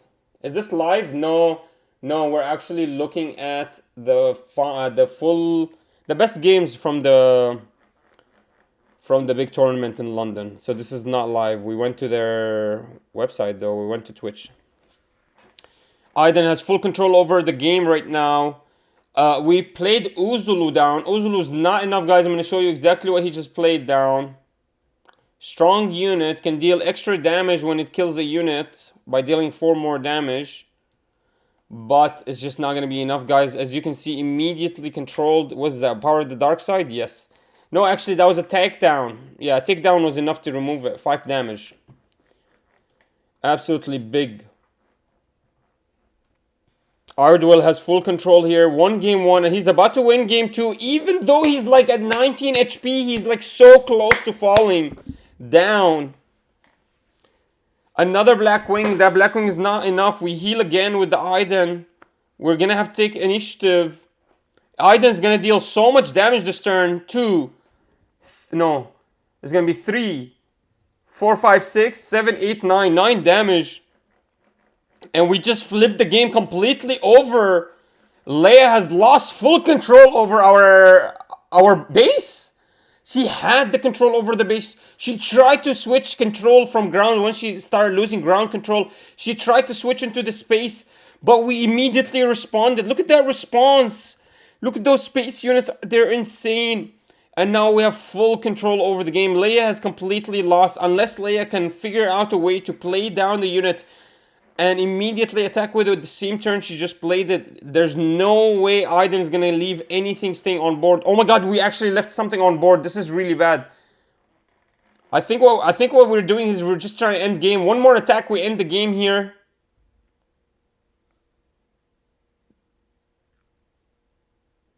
And there it is.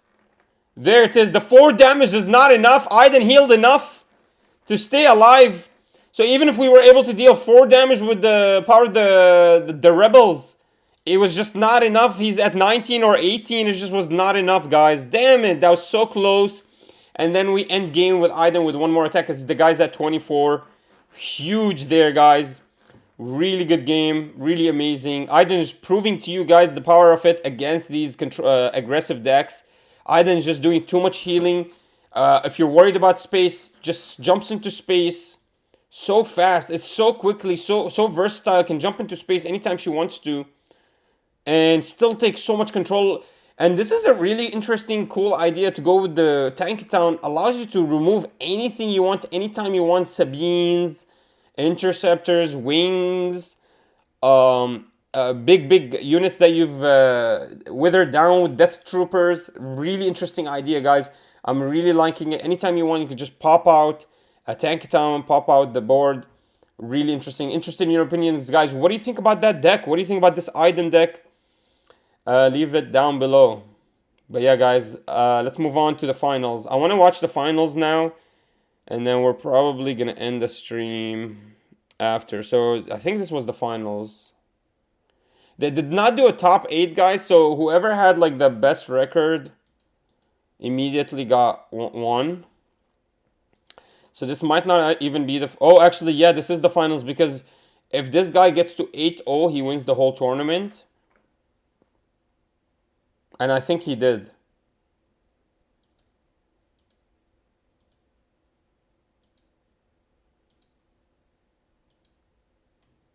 Alright, guys.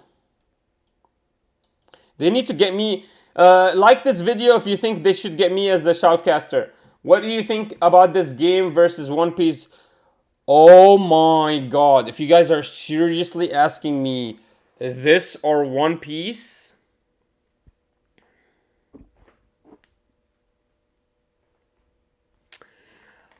1,000,000 trillion times more fun than One Piece. It's unbelievable. I don't even understand how a game can be that much fun. I cannot believe how this game is so much fun.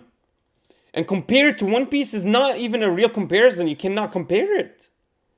This game is insanely better. I just wish there was Bandai that made this game, because then we would have been exploding in like how big this game is. Instead, it had to be one of these weird like one-off indie game developers. And so we gotta actually struggle. We actually are going to have to struggle all the way to the top. But the game has the potential to do that. It just is gonna take so much money. It's gonna take so much time. But man, this game was one of the most successful games in 2024. It was one of the most successful releases of a card game in 2024.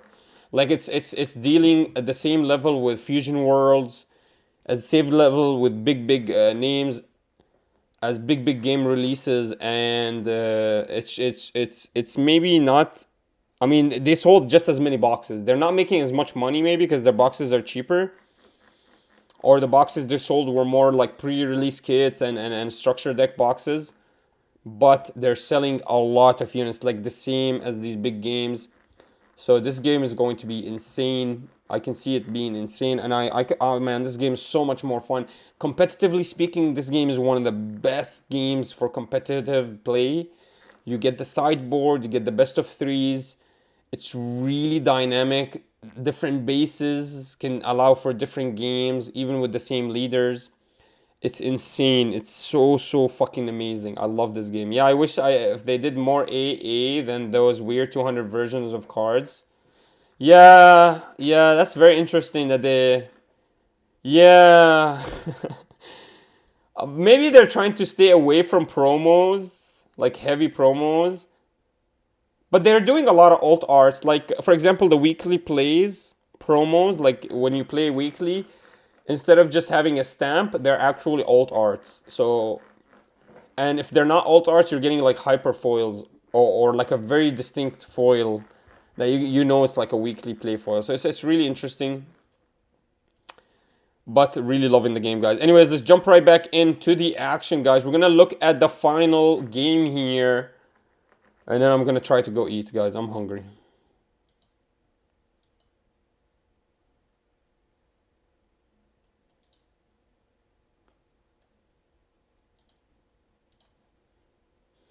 All right, guys. Put your predictions down right now. Write down on the table. Write down in the chat. 1, Boba Fett wins. 2, Luke wins. Put your prediction down of this game. And then we're going to do another prediction for the next game. Actually, for the whole match. Let's do it for the whole match. Boba Fett versus ECL Boba Fett versus, looks like, Green Command, Big Base, Luke. We're getting some voters saying Boba. A lot of people saying Boba, Cthulhu, Kawaii. Oh my god, I've opened 126 packs now. No Vader, 1 Boba. For you, my brother. Alright guys, I see an ad in my Twitch. I'm gonna wait a little bit before we start the game. We're gonna allow these predictions to flow through. And just give us 2 seconds, guys. We'll start right after the ad. We'll start right after the ad, guys. Looks like there's a second here.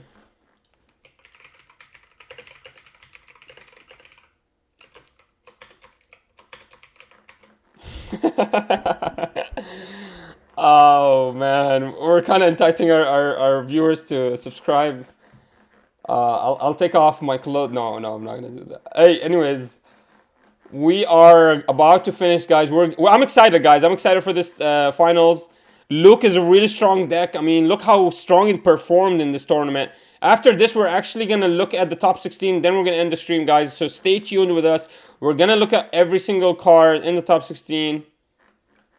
So stay tuned for sure. It's going to be exciting. Do you have a Twitch? Yes. We're actually streaming on Twitch. It's called Manar Plays. I'm going to send you guys a Twitch right now. Manar Plays, yeah. And, man, still ads? Holy moly, what the fuck? I'm gonna cancel these ads. Oh, there it is, it's done. Alright, guys, let's jump right in. Boba versus Luke. About to start ECL Boba. I think I'm gonna be putting it for... Honestly, Luke should have a really strong matchup. Because Boba has no way to remove the Luke, but let's see if Boba can go wide. Maybe he doesn't even care about the Luke. I don't know. Because Boba can just drop down some Sentinels and can slow down the Luke. Even if you go for all those shields, you cannot deal all your damage onto my base because of my Sentinels. So let's see how Boba wants to do it. I'd be about that life if I didn't drop over 500 on this game and managed to open no vendors. No Vaders. Cthulhu, I know what you mean, man. You know what I did? I already dropped $300 or $400 on the game, but not single box. I'm just buying singles. And they're going up in price, so I'm just struggling here. But I got my Avengers. I just need one more Super Laser and one. There's Darth Vader. And the collection is done.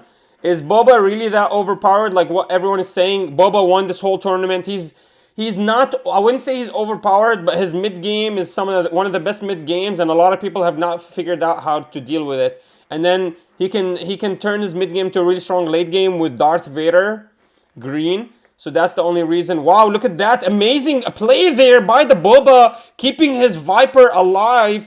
I think this is shoot first is what he played, giving it +1/+1, and then, or +2/+2, and then allowing it to stay alive. Wow, really strong there. I don't know how amazing that's going to do against this Luke, but keeping your board, your ground units on ground, obviously, is going to be very helpful. Let's see what Luke wants to do here. Luke has a bunch of lightsabers, I think, and also we see a regional governor. What else can we see from Luke's side? He doesn't want to play the regional. He's thinking about playing... Oh, there it is. I think it's his guard, the Royal Guards. But the problem is Luke has the initiative, so he's going to have to just drop his hand, and then Boba can respond any way he wants. Boba got an amazing start there with the Super Laser. And then also getting... Did he actually Super Laser? How is Luke ahead? Oh, is it because Skywalker just never resourced? I don't know. I don't even remember Boba Super Lasering. Was that a resupply? I don't know how Boba got that far that quickly. Wow, nice, you lucky. I got all my Vaders and Boba from one case. Wow, yeah. Apparently you did get lucky. Nobody was guaranteed that. Alright, Viper is gone. Finally, with the power of the dark side. There's the Basque. Oh my god. Right now, Boba's board is huge. Boba is putting 8 damage onto Luke next turn. And Luke does not seem like he has any answer to it. Luke has not been able to add any resources. So Boba's just been flowing a lot faster than the Luke. Even though Luke has green command and has green units, he just has not been able to find any of his super lasers the time he needed them. And so Boba is just flowing so much faster. Oh my god, there's the Royal Guard. This is going to be quickly answered with the Boba Overwhelming Barrage. Boba's acting like one of the best control decks right now. There it is. Boba's doing 11 damage this turn. No, that's actually 10 because he's 8. So there it is, 10 damage this turn.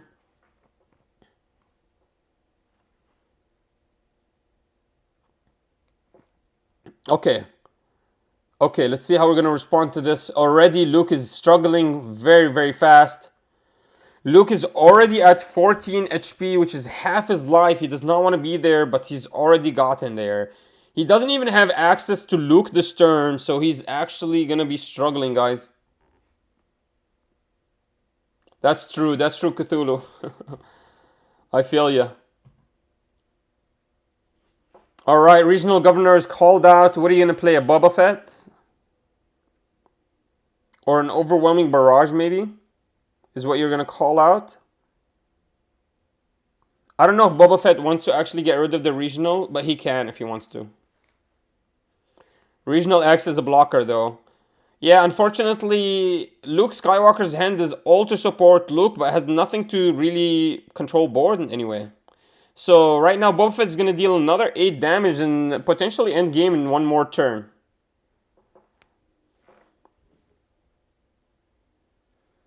Power of the Dark Side is interesting. Wait, can we pull out Luke at 6?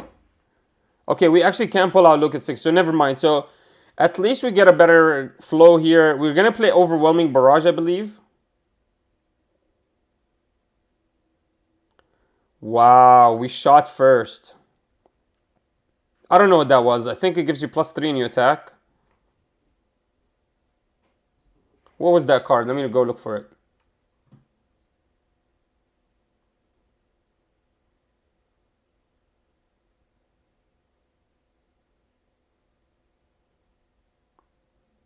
Not sure what that. Oh, attack with a unit and give it +3. Surprise strike. Holy moly. Huge. Huge removing that Skywalker, but then he took damage, so that's why he's out of the leader position. He's back into the leader position, unfortunately.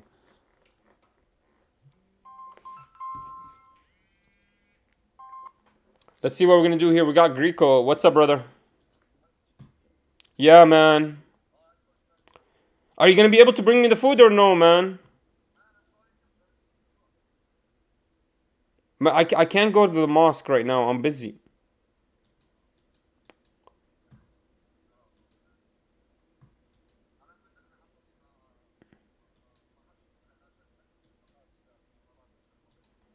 خلاص مثل ما بدك, man. Okay, that's fine, man. I know I offered you $10 if you can get me some food, but that's fine.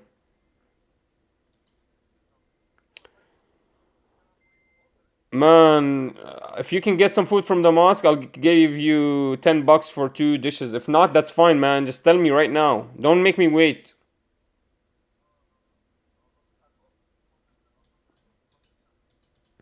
That's fine, man. It's okay. I can't go. I want to go to the mosque. I just can't go right now.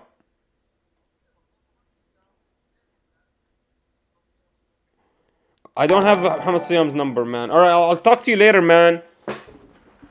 Yalla, yalla, bye. Caleb just subscribed, man. Appreciate you for the subscription on YouTube. You guys need to follow me on YouTube because we are doing a lot of Star Wars content.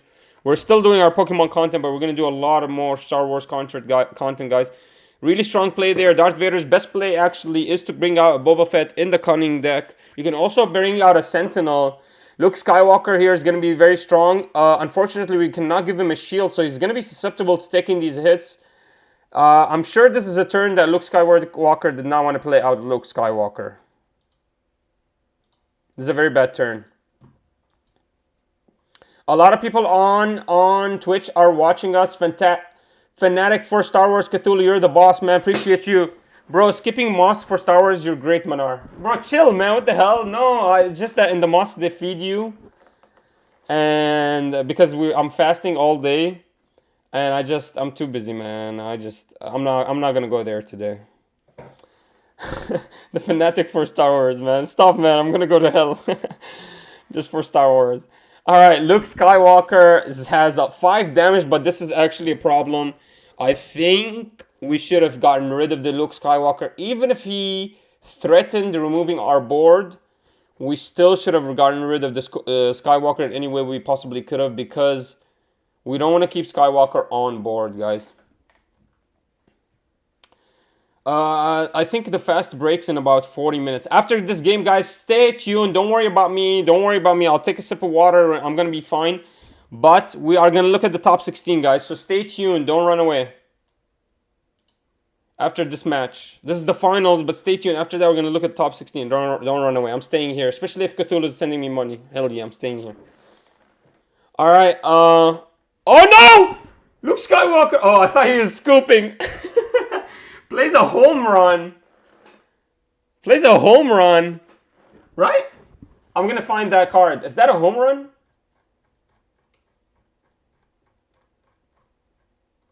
Guys, this is really bad. I wish they did more graphics. But, I mean, I'm really thankful they streamed the event. But, you know, you just wish they did a little bit more. But I mean, that's just me being picky. Yeah, it was home 1. Each other friendly gets restore 1. Play heroism from the discard pile. Cost 3 less. Let's see if he actually played it. I was looking for it, so I didn't see what he did. Plays home run and plays the rebel. Really strong play there. Home run gains insane value.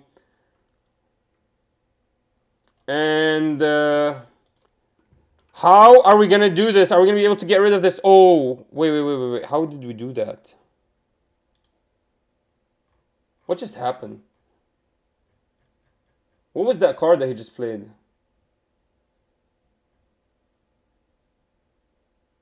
Okay, it's the Waylay. Return a non-leader unit to its owner's hand. Oh my god.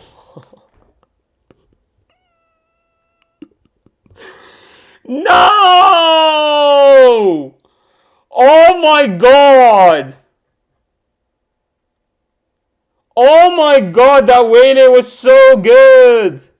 That's actually insane! You could waylay the Luke Skywalker with 4 shields! This is insane! Waylay is so good. I did not know that that's a real... Oh no, my god. Oh no, it's a non-leader unit. You could literally layway the Luke Skywalkers. My wife's a librarian at a local school here in the States, and she opened up the library for kids who are fasting to go to instead of going to the cafeteria. Man, you know what? Actually, I remember going to Heights High School for about a couple of months, and that's what I used to do. I used to go, even without fasting, I used to just sit in the library. I don't know, I felt much safer. It was a much cooler place for me. I don't know, I liked hanging out next to the PCs and all the books. I don't know. It was interesting to me. I was in that time really into manga. But yeah, I hang out in the library just for fun. Like I did that all the time in high school. I was one of those big fat losers. I was such a fat loser that I didn't really have any good friends, and so I was just like always by myself. I was so fat. I was so weird. My parents just really failed in like giving me like strength of character. They really failed because my mom used to tell me, your dad never wanted you. He didn't even hold you like for the first 2 years. So it makes sense. I was always so weary. I would ask all my friends, do you like me? Do you like me? I was so weird like that. You know, I had no self-confidence. Makes sense. You know, it's like if you never got love from your parents when you're young, it's easy for you to not have self-confidence. But no. I mean, I don't care now. I'm a monster now. I'm a gangster. I don't even care about nobody's love. But like, I can tell. Like, I remember growing up, it felt weird. Guys, we have 9 people watching us. I'm sorry to ruin your Pokemon card game adventures, guys, but this is more important than Pokemon. Here are the finals, guys. Let's see how we're gonna do. Final. I think Boba Fett is just so fast. The Luke Skywalker is just not going to be able to deal with it. Regional Governor is just not a strong card. I guess you could Regional Governor the Darth Vader out of the game or the Waylays. It's just so many threats from Boba Fett's side that you just cannot play the game correctly. Another $1. Thank you, my brother, for the struggle life. Been there, done that myself. My brother, I don't want you guys to feel pity for me. I just tell you my story so you can relate with me. No pity, please. Do not pity me. I'm amazing. I'm so happy. I'm married. I'm strong. We're gonna have kids soon. I'm very happy. God's blessed me, man. Don't worry about me, man. There's a lot of people that are in need. I'm so happy. I'm blessed. I'm blessed. God's blessed me. I have 8 people watching me right now on Twitch. I'm blessed. But let's get back to the game. Boba Fett here with the ECL. He's not going to be using it. Not yet, because the Regional Governor is not a real threat. But Regional Governor can shut us down. We can't use super lasers. That's actually big. If the Regional called out super laser, that's what you need to do. Nice subscriber. Thank God. Cthulhu is one of our first subscribers from the Star Wars game. My brother, thanks so much for the subscription. How do you convince your wife to stream or play cards so much? Bro. That's funny to me that you actually worry about what your wife thinks. Your wife should worry about what you think, not the other way around. My brother, don't ever feel like you should be worried about what your wife think ever. Always think of it this way. Your wife is always worried about what you are thinking. Don't ever think you should worry about what your wife thinks. Because no matter what you do, if you're solidified in that decision and this is the decision you want to do, she's gonna support you on it. She just needs you to be sure of it. Find the right chick. That's very hard in America, guys. We're switching out from Star Wars. We're about to become a freaking a dating channel here. A dating advice and marriage counseling. Oh no, Manar, don't go that road. Alright guys, let's see here. Boba Fett. I like what Boba Fett does. The second he sees the blue Luke Skywalker is going to space, jumps into space, he sees him going to ground, place some ground units. That's how you guys need to focus when you're playing the Star Wars meta. You're kind of, especially if you don't have the initiative, you just want to follow your opponent and kind of figure out where he's going and try to not allow him to take full control over that area. Now, it's really easy for you to do that as red, because you can easily, with Interceptor, for example, take control over the space, or even your raid, the 6 cost raid one, that's extremely strong. Can really, anytime you want to play, it just takes control of space very quickly. So that's very easy in red, but in green and yellow, you need to be more careful. Immediately, you have to hop onto the side where you see there's more units. Now, I really believe this is signaling. Alex has no air space units, and yeah, you can tell that he has no space units because there's no reason for him to play another ground unit. He would have tried to follow along with his opponent and build on space. But unfortunately, like I told you guys, Cunning has some of the weakest space units. I mean, yeah, he does get stronger during mid-game with the FETs, Fire Spray, or Spitfires, but it just takes so long for them to come out. And also, Spitfires, you don't really want to trade with them. You want to get that damage out as soon as possible. Whereas Red likes to trade with their space units. They like to trade their space units out, and it's really, really effective. Let's see how Luke Skywalker is going to do here. The initiative is on the other side. Unfortunately, Alex just gives up on the space race and says, okay, listen, you got the space game. I literally cannot play against space, but what I'm going to do is I'm going to try to build up a big board on the other side, or one big ground unit, so I can actually overwhelming barrage your space unit and kind of like hold you off a little bit. And there it is, overwhelming barrage is coming out. Oh no, that's a Steadfast Battalion. ECL is the best play in the game right now with a Boba out. There's the... Oh my god, that's an insane play. Kanan is down. We keep 1 HP on our board and we deal 3 more damage to the base. One of the best ECL plays you could do in the game, really. Especially when you're a mid-game deck like a Iden or a Boba. Absolutely doable. Every single time you want to do it, you can do it. So they do the best 3 in those, correct? Should be a mutual thing always, but absolutely make sure both people have plenty of time to do their own passion of hobby. Help each other and enjoy life. Jesus, Boba just too strong. Boba is just too strong, guys. Boba is too strong. He actually gave up on the space race. He just went for the Steadfast Battalion. That Steadfast Battalion took full control over the ground. And now, even though Luke Skywalker is in base, I think Boba is just too fast. There's a race happening right now, but we're seeing that Boba is going to win it. Boba just did 5 damage with very small units. He has another 14 damage on board, whereas his opponent only has, what, 6? First player to 2 wins, right. Yes, absolutely. This is the best of 3. There's no best of 5s. And they didn't even cut down to top cut. So whoever had the best record immediately had the best record. They just didn't have time, which I really like. Oh my god, another Darth Vader. Overwhelming barrage wins game. And it's really nice we don't have the initiative. Now we can overwhelming barrage anything important and win game. Another thing we could do is we can attack with the Steadfast Battalion, give +2 to itself, and then overwhelming barrage for 9 damage on board. Or maybe we don't have to do that. We'll see. Cthulhu, and a lot of people actually called for the Boba win. So it's really surprising we see Luke Skywalker in the final, especially when he struggles so heavy against the Boba. That's crazy. Almost seems like Luke Skywalker has no answer to Boba. Do you guys agree? Because Luke Skywalker has no way to reduce Boba's board except by trading. And at some point, Luke Skywalker's trades are just not as valuable.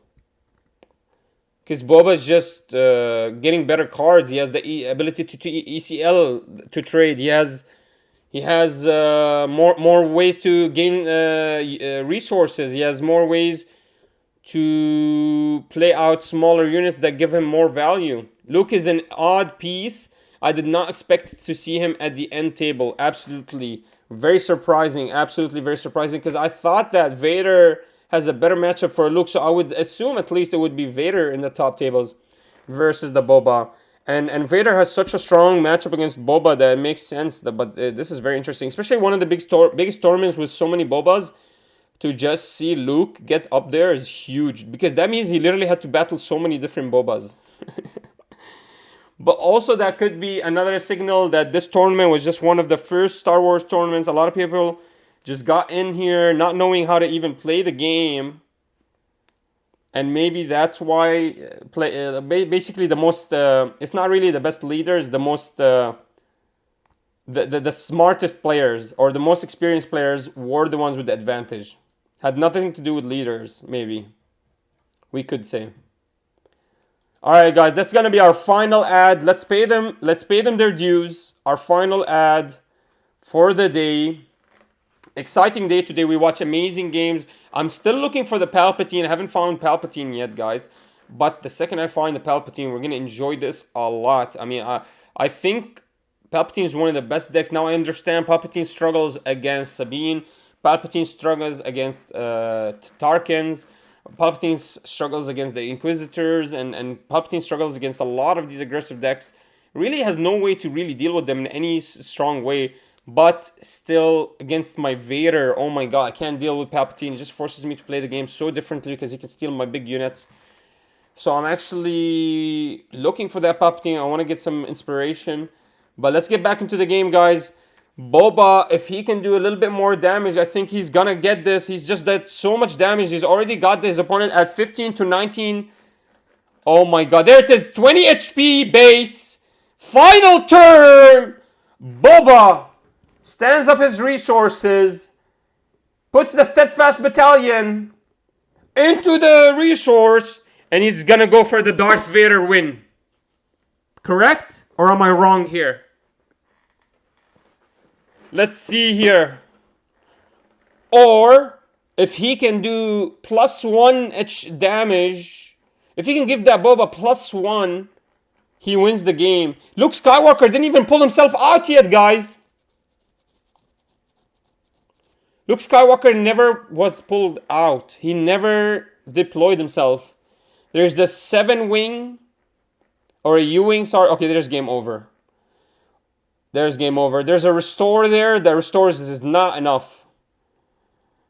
The restore is just not enough, guys. I think we restore 1, but it's just not enough. Unfortunately. Very interesting. Boba was able to just ignore the space and fully commit to the ground. Recognizing Luke has no way to deal with this. There it is, 23 HP, 1 final Greco attack wins the game. Luke Skywalker, what you got?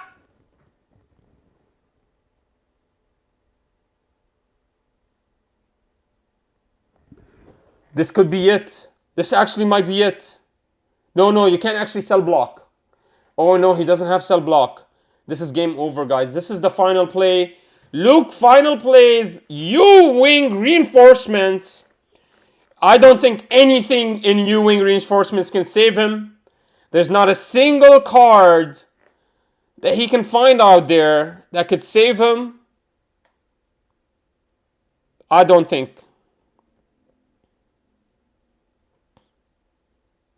He can play down the rebels, but they're just not going to save him here. What's he looking for? You would look for a Sentinel. Unfortunately, you can't. And even if he kills this unit, doesn't matter. Because we just attack with that second... Oh, we do have a Sentinel! Oh, wait, guys. I actually messed up. I actually forgot. I think this is a Sentinel. That's true. This is huge. Unfortunately, we have the Darth Vader in hand. So he was looking for Sentinel. I actually thought there was no Sentinels in yellow. No, there is Sentinels. There's the Darth Vader. It's going to get rid of that Sentinel, unfortunately. Now we need... Oh my god, we don't even have any more cards in the game. In our resources, guys. We don't have a single card in our resources. That means the second we take initiative, this is game over. Good game, guys. That was fun. No! No. He's actually healthy. He's 30 HP. I keep forgetting. He's at 25 HP right now. He's at 30 HP. Okay, Bounce and a Sentinel. Yeah, that was huge, right? That was huge. 2 Bobas on table now. Cthulhu's dream is happening. 2 Boba. Isn't Boba your favorite deck? Isn't it your favorite deck? Luke Skywalker actually made it happen. He actually survived the turn that I did not think there was any way for him to survive. Partly, not because he did not get to 25 damage, because he did get to 25 damage. But it's actually partly because his base is so strong. First thing we do is we rely on the Alliant guys to play Obi-Wan Kenobi. That gives us... Is that a Sentinel?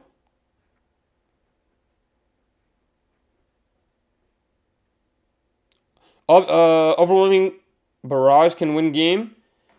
Or Change of Heart. Oh my god, that's game over. Change of Heart. Shoot. I can't believe this, bro. Cunning is just such a strong color. Yellow just has so many good cards. Now you are returning cards to the hand, but you can return huge cards that just force the opponent to just resource him, and basically that's you killing that unit. It's huge. I'm building that as my second deck. I built Sabine first because I'm broke. I believe it or not. Believe it or not, with all the money you got. Good game there. There we go. The second the Change of Heart activated, Luke just had no way to come back from this. And you're right, Cthulhu. That was game over. Okay, guys. Interested in your opinions. What do you think about that Luke Skywalker? Are you guys gonna play Luke Skywalker, or is it just Boba Fett all the way? Also, is it Luke or Vader? Which one is stronger? I think it's Vader. Just because you actually can deal with Boba Fett so much better. You actually can remove units, whereas Luke just was totally controlled by the Boba Fett, which is crazy. Weird that Luke made it there. Absolutely weird. I mean, he's strong. Don't get me wrong. A lot of people are not ready for these shielding tactics. A lot of people don't know how to play against it. So it makes sense that he got there. It's just that once you actually play against somebody that's recognizes the strategy, it's just really hard for you to get ahead. Alright guys, let's do this. Final thing we're going to do for the stream, and then I'm going to release myself and go eat. Actually, I might still be able to make it to the mosque. We'll see.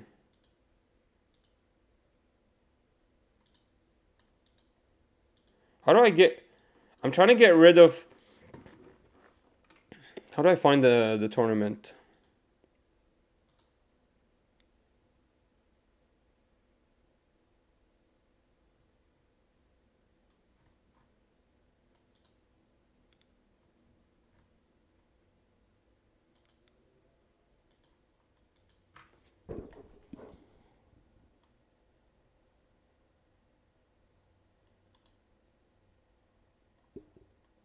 It was March 22, right?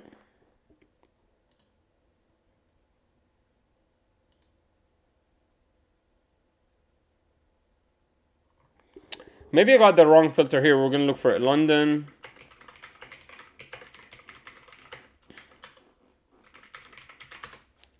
Let's see.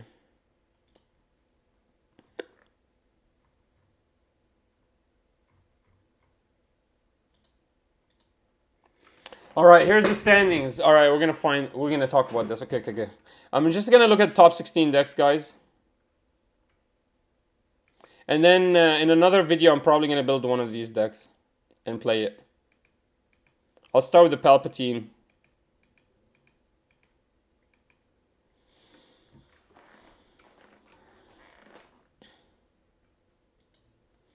All right, everybody, let's jump right in. We're gonna talk about the top 16 decks from the recent biggest Star Wars event, really, that has happened since the release, which happened about 2-3 weeks ago. Star Wars Unlimited is gaining a huge amount of popularity. London made a big event. Over 200 players went and played. I'm not gonna lie, guys, the competition was not as big as I wanted it to be. A lot of mistakes were being made in the early rounds. Of course, it got better and better throughout the later rounds, but it just felt like a lot of people were still learning the game. So take the results of this tournament with a grain of salt. People were just excited with the actual IP, and they just wanted to test out their decks. Maybe these are not the actual best decks, but they're really good to look at. We still want to have to We still have to actually look at the biggest tournaments in the game right now and look at the meta and see what's performing. And yeah, so we're just gonna jump right in, guys, to top 16. Number 16 was a Boba Fett, guys. We're gonna look at this Boba Fett and talk to you about it. As you can see, it's a ECL Boba Fett with running the Greedos. I saw this lineup is probably going to be a solidified lineup for all the Boba Fetts. Yeah, you can mess around with the short troopers. Maybe you add 2, you can go to 3, maybe you can go down to 1. But this lineup all the way till the Steadfast Battalion, if you can keep this lineup in your Boba Fett, it seems extremely strong. And I bet you guys we're going to see a lot more of these, this full lineup right here of units, exactly the same lineup of 3s, just like I said, with the distinction of the how many number of short troopers you're going to run. But we're going to see this lineup a lot in a lot of Boba Fetts. Also, we also see some Bosks here, so this is really interesting. But I do want to talk about these, the actual cards that we're looking at from the event side. We are looking at resupply, we are looking at Traitorous, so Boba Fett's still running Traitorous, guys, because in the mirror match it's best. This is the best card in the mirror match. Also, against a lot of these aggressive decks, you can take out a lot of their momentum, especially against Sabine. She gives you a lot of upgrades to some of these small units, and you can steal them. Shoot First is huge. Surprise Strike is huge. I see him, a Boba Fett win game with this. Waylay is huge. Shoving down back and home run, or freaking Devastator, whatever it is. It's insane. And then Overwhelming Barrage wins games. Guys, we're going to see a lot more of these decks. So I would suggest you guys keep an eye on these decks. And let's move on. That was number 16. Now we got number 15, Darth Vader. I'm very interested in this Darth Vader with the ECL. Let's look at this. He is running the Vipers at 3, the cell blocks at 3. He is running the short troopers at 3. This is something that we usually don't see Darth Vader doing. Let's look at his lineup of space. This is very interesting. I did notice that you as a Darth Vader do not need to play a lot of space units. But he is running the Ruthless Raider at 3. I honestly don't believe you even need this. It's nice to have, of course, but sometimes you don't even need this. Let's look at his events. Of course, the lineup of the Darth Vader and Palpatine. Also, there is no reinforcement walkers. Very interesting. Just dump the reinforcement walkers out. Because I know reinforcement walkers are really good against like mirror matches and against other late game decks. But if you just assume that everybody's Boba Fett, makes sense why you would not run reinforcement walkers. It's just something you're not going to be playing at all. Yeah, it's true, they're very strong in the mirror match, but they're very weak against Boba Fett and other aggressive decks. So let's move on here, guys. We got Force Throws, Force Chokes, Open Fires, Overwhelming Barrage, Vader's Lightsaber, and Traitorous. And the resupply. So Traitorous is the only one at 2. Everything else is at 3. Makes sense, by the way, guys. The Vader's Lightsaber. This is a Force deck. This is a Force Vader. So what he does is he can reliably, every single turn 7, use a Force Throw, pull out a Vader's Lightsaber, and pull out and just do so much work in turn 7 in terms of disrupting the opponent. So this is a very strong deck, guys. Turn 7, he does so much disruption. Very good list. I'm actually very, very happy with this list. The only things I'm looking at, maybe you guys can switch out as well. Maybe you don't need, are the Vader's Lightsabers, the Short Troopers, and the Ruthless Raiders. I don't even think you need Ruthless Raiders. I think your Imperial Interceptors do all the work for you in space. And Ruthless Raiders are nice to play, but can also slow you down heavy. But yeah, guys, that's just my opinion. You guys take it with a grain of salt. Let's move on, guys. We got number 14. Here, another Darth Vader, Lord of the Sith. Let's see the difference here. This one's the Command Center, no ECLs. And is running the TIE Lens. He's running Admiral Moti. When defeated, what does he do?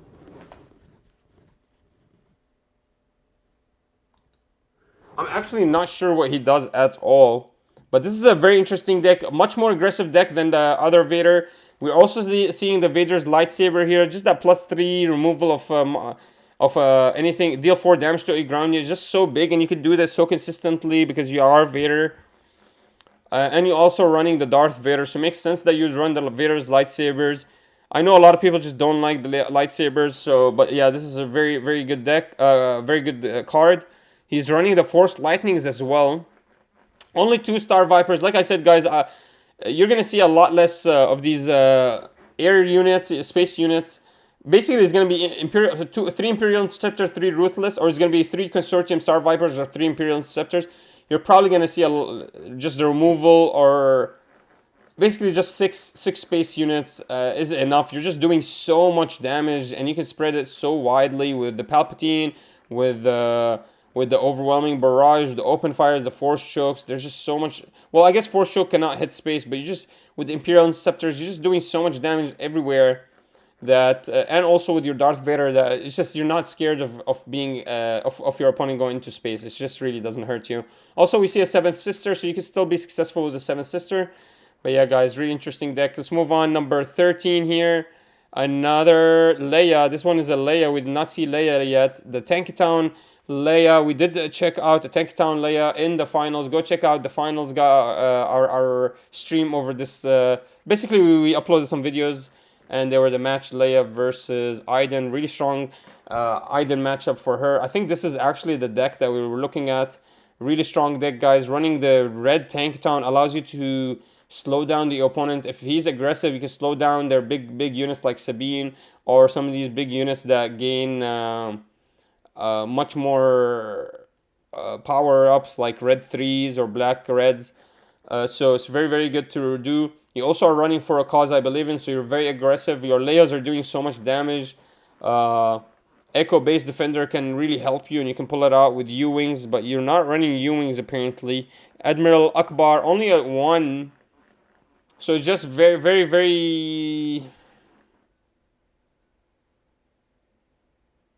very not necessary, which is very interesting because I would assume this is a very necessary card, especially against other aggressive decks or maybe mirror matches where you can build up a board. But very interesting. But yeah, Rebel Assault Heal as well. And yeah, as you can see, Medal Ceremony, really strong deck, very very similar to Sabine, just doing so much damage so quickly. Get inspired, guys. This is the Leia that you should be performing and getting inspired by. And let's move on, guys. Number 12, we have a Boba Fett. Let's see the similarities. As I said, lined out for you guys. You're gonna switch out just the Short Trooper, but besides that, it's a pretty similar lineup to the other one we saw. This one's running 3 Bosks on only 2 Steadfasts. And also, let's see the differences here. Only 1 Traitorous and 1 Change of Heart, which is big. But the other deck didn't even run any Change of Hearts. As you can see, the higher ranking you get in Boba Fett, the more you see Change of Hearts. So maybe this is a necessary card in the deck. And you can actually mess around with it. You could either... I really like what he did here. Maybe he went for a side deck of 1 Change of Heart, 1 Traitors. That way, if he's playing against aggressive deck, he can add the Traitors over the Change of Heart. But if he's playing against control decks, he can add the Change of Heart over the Traitors. Really, really good idea there. But yeah, moving on, guys. We are gonna see Palpatine here. Very excited with this deck. A yellow Palpatine. We're gonna probably play this deck in our stream tomorrow in 2 days, because tomorrow is Pokemon Day. But in 2 days, we're gonna do another stream, and we'll probably play this deck, guys. You need to show up and you need to play with us. But yeah, guys, Greedo at 3, really strong early game presence. Oh my god, so much early game potential. And then you also get the Boba Fett, which is huge. You also get the Bosks. You also get to play the Darth Vaders and the Devastators, which is usually something we see in the side deck. So it's very interesting that we just see him dropping that in the middle of the deck. And then he runs No Good to Me Dead, Asteroid Sanctuary, Sneak Attacks, Waylay, Resupplies, Overwhelming Barrage, Change of Heart, and Traitors. So he is running both Change of Heart and Traitors. That's probably something... this is probably why he did so good, is he was able to run Traitors and Change of Heart. Another reason why Boba is so strong is he is able to run these 2 cards, which is insane. Just taking a lot of momentum out of basically pulling the rug out of your opponent's under your opponent's feet. So very nice. Moving on, guys. Iden, guys, these are amazing decks. You have to get inspired by them. But let's move on. Iden Red, really strong, destroys Leia with all the healing. Iden heals so much that Sabine just cannot catch up. We also see him running Entrench, which is big. Entrench just forces Sabine to have huge units that can do nothing. You're also running 3 Super Laser Blasts, 3 Bombing Runs, and 3 Vanquishes, 3 Vigilance, 3 Takedown, and 1 Make an Opening, and also the Open Fire, the 3 Power of the Dark Side, and only 1 No Good to Me Dead. Absolutely insane, absolutely amazing. Really like this control deck. So many cards. He actually utilizes Vigilance as well at 3. Absolutely insane, guys. Wow, this is a very, very unique deck. We're not going to see a lot of these items looking like this. So I'm very excited to see this. But wow, guys, very, very happy to see. He's actually running Repair as well. He notices that his healing is not enough against some aggressive decks. He needs more. Also runs more Centennials, not just the Cell Block. He's running his own Cloud City Wing Guard and also the System Patrol. But wow, very strong deck, guys. A lot of events and a lot of control. Interested in your opinions about this deck.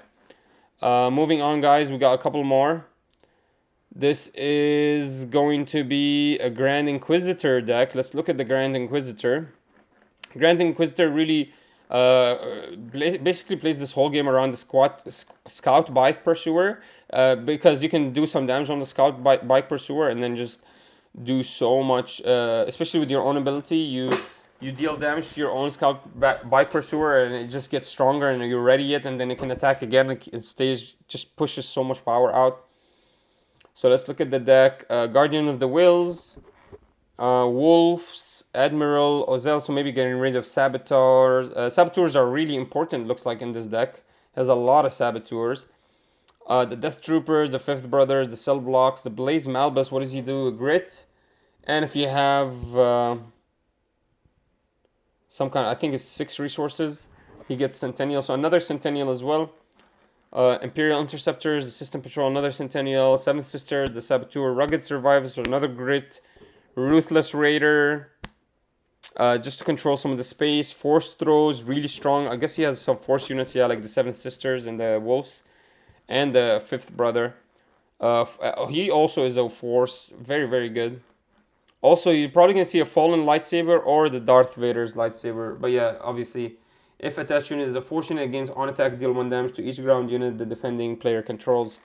Very, very strong, gives him +3/+3 is huge. And he can start putting some wide amounts of damage onto the board. Really nice idea there, guys. Keep fighting ready unit with 3 or less power. And it binds all things. Heal up to 3 damage from a unit. If you control a Force, you may deal that much damage to another unit. Wow. So yeah, really interesting deck, guys. I'm interested in your opinions. This is very inspiring to see. You can run a shielded Grand Inquisitor to shield a Scout Bike and keep it pumping insane amounts of damage and keep restanding it. You can also shield your Rugged Survivors after you put some damage on them. Really interesting idea, guys. Yeah, let's move on. We have Boba Fett again. Here he is. Greedo, Cartel Spacer, Viper Probe, Droid, Crafty Smuggler, the Boba Fetts. Here's Bosk, Steadfast Battalions, Darth Vader, Shoot First. Yeah, another Boba Fett. Nothing special, really. Oh, we're looking at the sideboards. Well, we can look at sideboards later. I'm not interested in sideboards, really. But yeah, only 2 Waylays there, so nothing special. Now this is all going to just be a lineup of Boba Fett's, guys. So, to be honest with you, we're just going to look at some interesting Boba Fett's, like this yellow Boba Fett. Running the 2 Cantina Bouncers, the 3 Cantina Bouncers. Wow. He's also running a Frontier AT-RT. Absolutely amazing. Gives the ambush if you control a vehicle unit. So he can get a lot of damage out very quickly. Wow, very good ideas. This is a deck I've never seen before. He can also run this Cunning event. And I guess he just runs more of these yellow units for his side deck. But yeah, surprise attack at 3, everything at 3. Very interesting idea. Just black, yellow does so well. But yeah, guys, let's just look at the last 2 Boba Fett's. Look at the differences between them. Top 2 Boba Fett's. Another yellow Boba Fett. This one is actually snapshot reflexes. Is also running the Cunnings, is also running anything else? No, only the Cunnings. Wow. And then a bunch of space units to control space.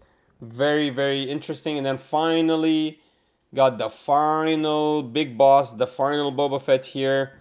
ECL Boba Fett trumps everything else with the one Traitorous is all he needs. Only 2 shoot first. But look how amazing it is. Honestly, this yellow-green lineup of events is so nice. It looks so amazing. Vipers, I've been calling this out for a while. I've noticed this. You really don't need to run 3 Vipers, guys. 1 or 2 Vipers is enough. Sometimes you don't even need the Vipers, really. But as you can see, maybe for the ECL, if you're running ECL, it's nice to have at least 2. But yeah, besides that, you really don't need them. Because late game, you never like to play the Vipers. But yeah, guys, another amazing deck. This one's also running Reinforcement Walkers. So his late game is crazy. And he does much better against late game and controlling characters and leaders than anything else. Yeah, that's it, guys. That's the top 16. Interested in your opinions. What's your favorite deck? What deck are you gonna play? I'm really happy looking at those Darth Vaders. Really confirmed a lot of my ideas about Darth Vader. That Force Throw is something necessary. Now, I still don't like the lightsabers, but maybe I need to start testing them and see how they go. But yeah, guys, interested in your opinions and get inspired, grow. Make sure you subscribe. Make sure you like. I'm going to do insane amounts of content for Star Wars. It's all competitive like this. Content nobody's done before. Finals. We're going to shoutcast finals, top 16s. We're going to keep track of all the big decks. And yeah, so make sure you guys stay with us on the journey and subscribe and like. Yeah, guys, that's it, really. Let me see, what are you guys talking about? Sorry, I was really busy. Couldn't see anybody. But we lost everybody out. I'm going to get out of here. Aiden, what was the sideboard on the #1 place deck? Let's check it out. The sideboard was 1 Reinforcement Walker, 2 Relentless. It's kind of chaotic. It's kind of chaotic. I would not recommend the sideboard like this. I would not recommend. Maybe he, what it was he, yeah, I would not recommend. For example, why we, but what it is, I think, is he recognized that he needs to have a better matchup against late game. Maybe he recognizes the matchup against early game is really strong. He needed a better matchup against the late game, so he like put out some of his early game characters like Viper and Shoot first, but he wants to bring them back in whenever he wants. Now the Callus, I don't know what the hell the Callus is for. That one is really, really weird because it doesn't exist in the whole deck. I use it in my Vader sometimes, but you don't really need it. But everything else makes sense. The Change of Heart would be sitting in your, like we said, a Traitorous and a Change of Heart would be sitting. It's either Traitorous or Change of Heart would be sitting in your side. You would have your Reinforcement Walkers, I believe, in your side as well. Because what if you're going against late game characters? Then you can also play maybe a Shoot First. And some one Shoot First, one early maybe unit. If you just want to have a better matchup against late game. But yeah, he actually is running Relentless as well for the late game. Yeah, I don't know. This Callus is weird. I don't know. Maybe it's for a certain matchup. But even though you're running it at 1, it's signaling that you're never going to play it. So it's just something that's not really priority at all. But yeah, guys, thanks so much for watching. My brother Cthulhu, really happy to have you here. Man, it seems like you're very interested in keeping track of Star Wars. Man, don't worry. So what we're doing right now is we're alternating doing content. So we do one day Pokemon, one day Star Wars. But very soon, I mean, if I really, depending on what my viewers really want, if I get more Star Wars people, we'll just focus there. Really, it depends on everything. But right now, Star Wars is new set in Pokemon, so we like to stay everywhere. But yeah, guys, I'm gonna go eat now. Thanks so much for hanging out with me, Cthulhu. I appreciate all the money you sent me, man. I really do. You're the man, man. You're making my day, man. Appreciate you, man. Thanks so much for subscribing. I promise you're not gonna regret it. We're gonna do a lot of content, and you're gonna get all your value. I promise you, my brother. All right, guys. I'll see you guys tomorrow.